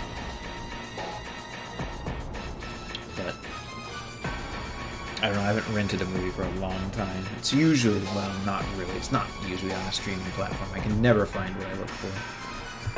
Okay, 9 times out of 10, the Netflix or Amazon Prime or whatever doesn't have what I want to watch. But I digress. That's a rant for another time. Yeah, going to the theater is expensive. You know, you gotta pay for the gas to go there. It's not a lot, but it's still gas that has to be paid for. Time, wear and tear on your truck, time to get dressed and get ready and get your keys and get into the vehicle and get out of it and all that. Easily half an hour, even if the movie theater is pretty close by, to get ready and go. Travel time, waiting. So we got to the movie about 5 minutes before its scheduled start time, and there was 45 minutes of advertisements after the scheduled start time before the movie started. So that's a lot of time investment there. I don't know if that's a regular practice these days. because I don't go to the movie theater too often. This is the first time we've been in a while. I think the last movie I saw previously was Dune when it came out. Although I don't remember there being a lot of advertisements for that ahead of that one. But that movie turned a much larger crowd, so they may have had less profit margin to have to make up for.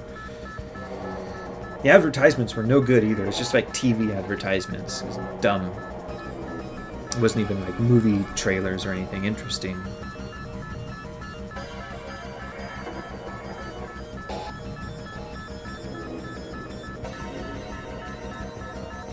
But yeah, you've got all this big investment, and it's just much nicer to watch a movie at home. The only thing that the theater provides is like a group experience if you don't have enough space in your house to have some friends over, I guess, for it. We gotta fix this turret ring too.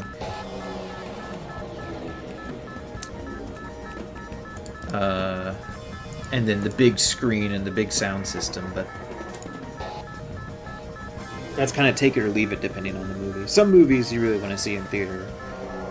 It's elevated by the big screen and sound system. Something like Dune that's got big vistas and action set pieces maybe. But something like Asteroid City, which is what we watched recently, not so much. Doesn't need to be in a theater like that, or doesn't need to be seen in a theater. But yeah, I think theaters are going to be largely dying off here pretty soon. I mean, that's probably been said about them for a while, but I was not encouraged by what I saw.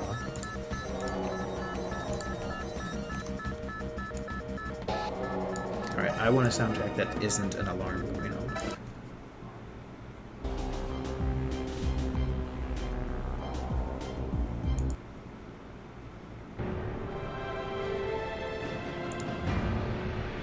Sorry, Metroid. Too much alarm. Is this turret not centered? Oh, it is. The turret ring isn't centered.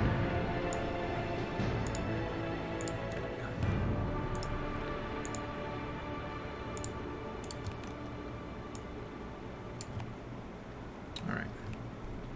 And it's better. And yeah, I know the gun clips in a bit down there, but yeah. That's a detail not worth worrying about. No one's ever gonna see or care about that. Gotta pick your battles. We could spend hours and hours and hours making everything perfect, but those are hours we could be spent making 90% perfect things. What? Go lay down.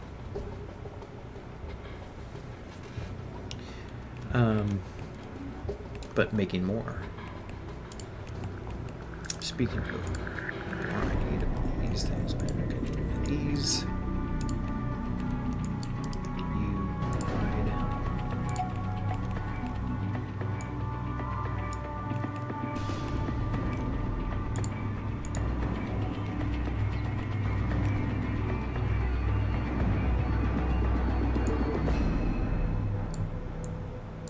All ball, no dick. Yeah, pretty much. Is he wearing shorts or something? Oh, he is. He has like a suit on. He's got a seam here. Yeah, he's wearing like a t-shirt, or a onesie thing.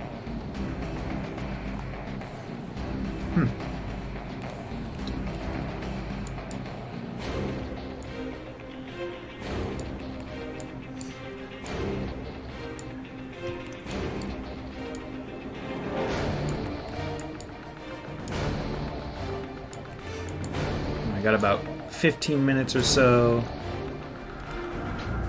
or maybe about 10 minutes or so, and we're gonna wrap things up so I can go make dinner or get it started.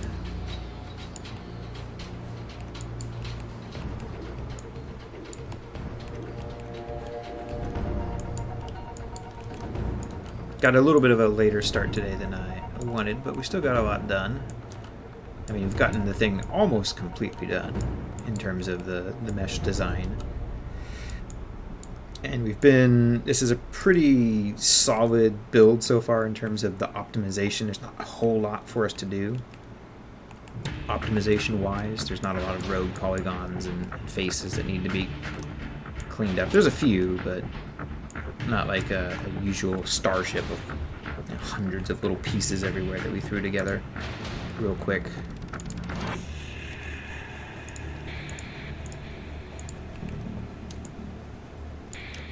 So the optimization side should go pretty smoothly.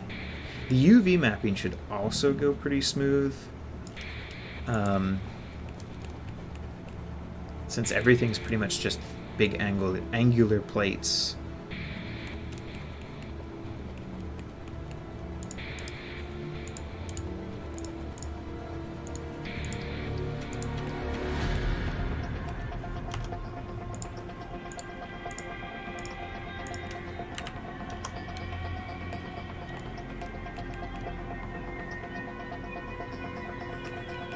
Still feel like there's like something needs to be done in here. Not sure though.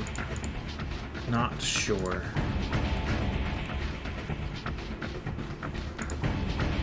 I'll think about that for a minute. Oh, also this, before I forget. Oh man, all over the place here. Yeah, I'll try to go to bed earlier, or go to sleep earlier. Jesus Christ. Today, and good luck if that lets me get up earlier and get an early start tomorrow. So I'd like to start the stream around 9 to 10, somewhere in that area.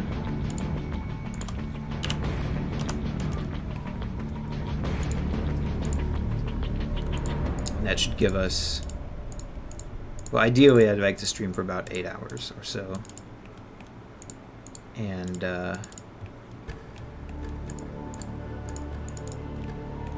about 4:30 to 5-ish is kind of my cutoff zone. So that's when the girlfriend's gotten home and it's about time to start making dinner.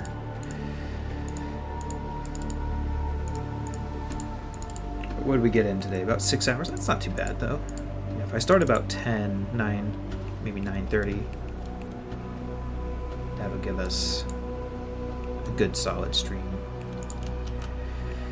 Tomorrow, what we're going to do is we're going to tackle making all of our turrets. The hull is pretty much done. We've got detailing and stuff we need to do on the bottom, but that should go pretty smoothly. We need to finish designing and making the mortar reasonable and work.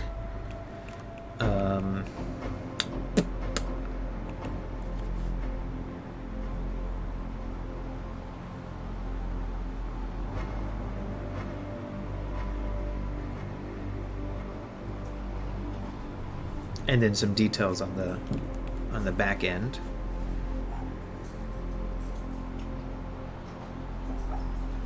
Excuse me.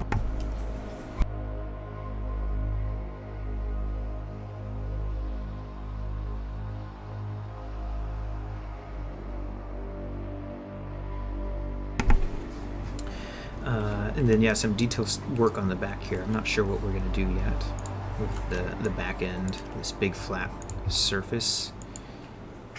So I'll think about that and maybe look up some reference inspiration later today.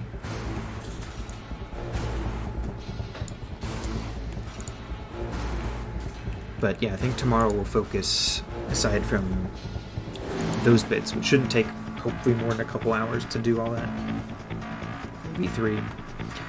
We'll focus on making a variety of turrets. So we've got one. I'm not sure what we're going to call this one, whether this will be like just a regular main cannon or whether we'll call it the heavy cannon. But we'll do an AA gun of some kind. Maybe some kind of like mortar or artillery piece. And we had some more options too. I'm starting to lose my mind. Scroll. Maybe a missile launcher. Maybe an anti-personnel gun. So there will be modular options for the turret. And we'll tackle all that tomorrow. Hopefully we'll have all those figured out.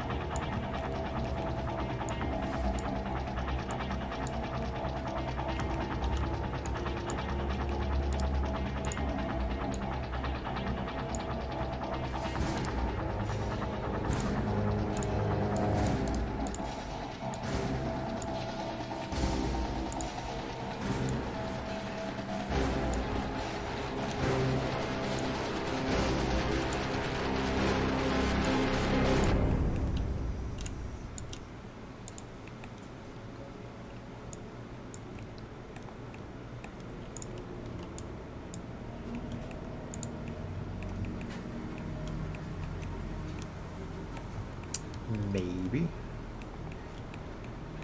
I don't know. It needs something in there. Just not sure what yet.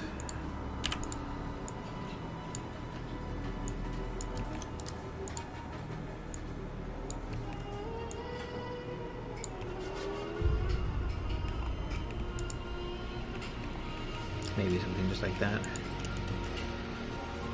We might put some handrails around as well.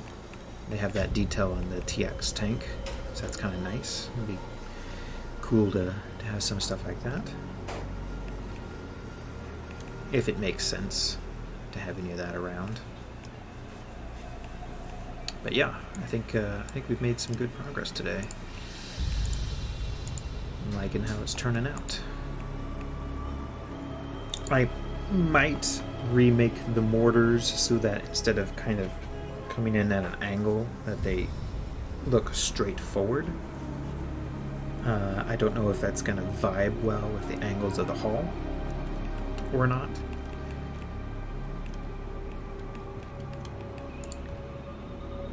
So they'd end up being something a bit more like that, maybe. And then we would adjust the angle of this cutout, and then possibly adjust the angle of the mortar feed as well. Because right now everything's kind of at these odd angles, awkward angles. We'll see if we can improve that look.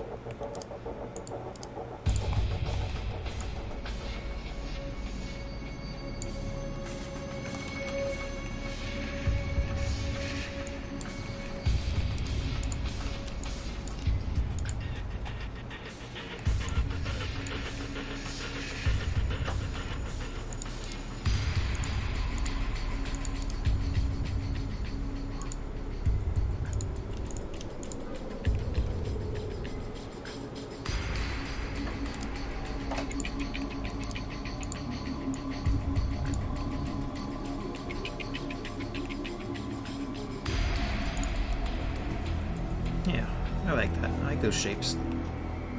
They interact nicely. And then we're gonna get some more detailing maybe down on here as well, just a little bit. But yeah, I think we're going to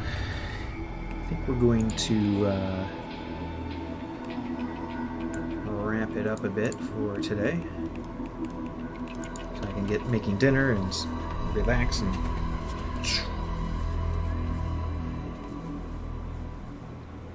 Would that entire top turret rotate? Yeah. The turret ring, I don't know if the ring will be... I probably won't include the ring on the tank. I'll probably leave the way we'll do it is this will be just the main hull of the tank, as is here. And then all the turrets, modular turrets, will have their own turret rings, I think. I might think about it for a little while, but I think just leaving that as a flat surface for everything to sit on will be the way to go. That leaves us the most options for things to add on to it if we ever wanted to add other things there that weren't turrets with turret rings. Might as well leave the option open, because I don't think it's going to make much of a difference as to whether the turret ring is on the turret or on the body. So, actually, this is kind of like a little sight. We give it kind of a glassy texture or a glowy texture. Random thought. Anyway, yeah. So we'll do our little last plug before we go. Thanks for hanging out and joining us today.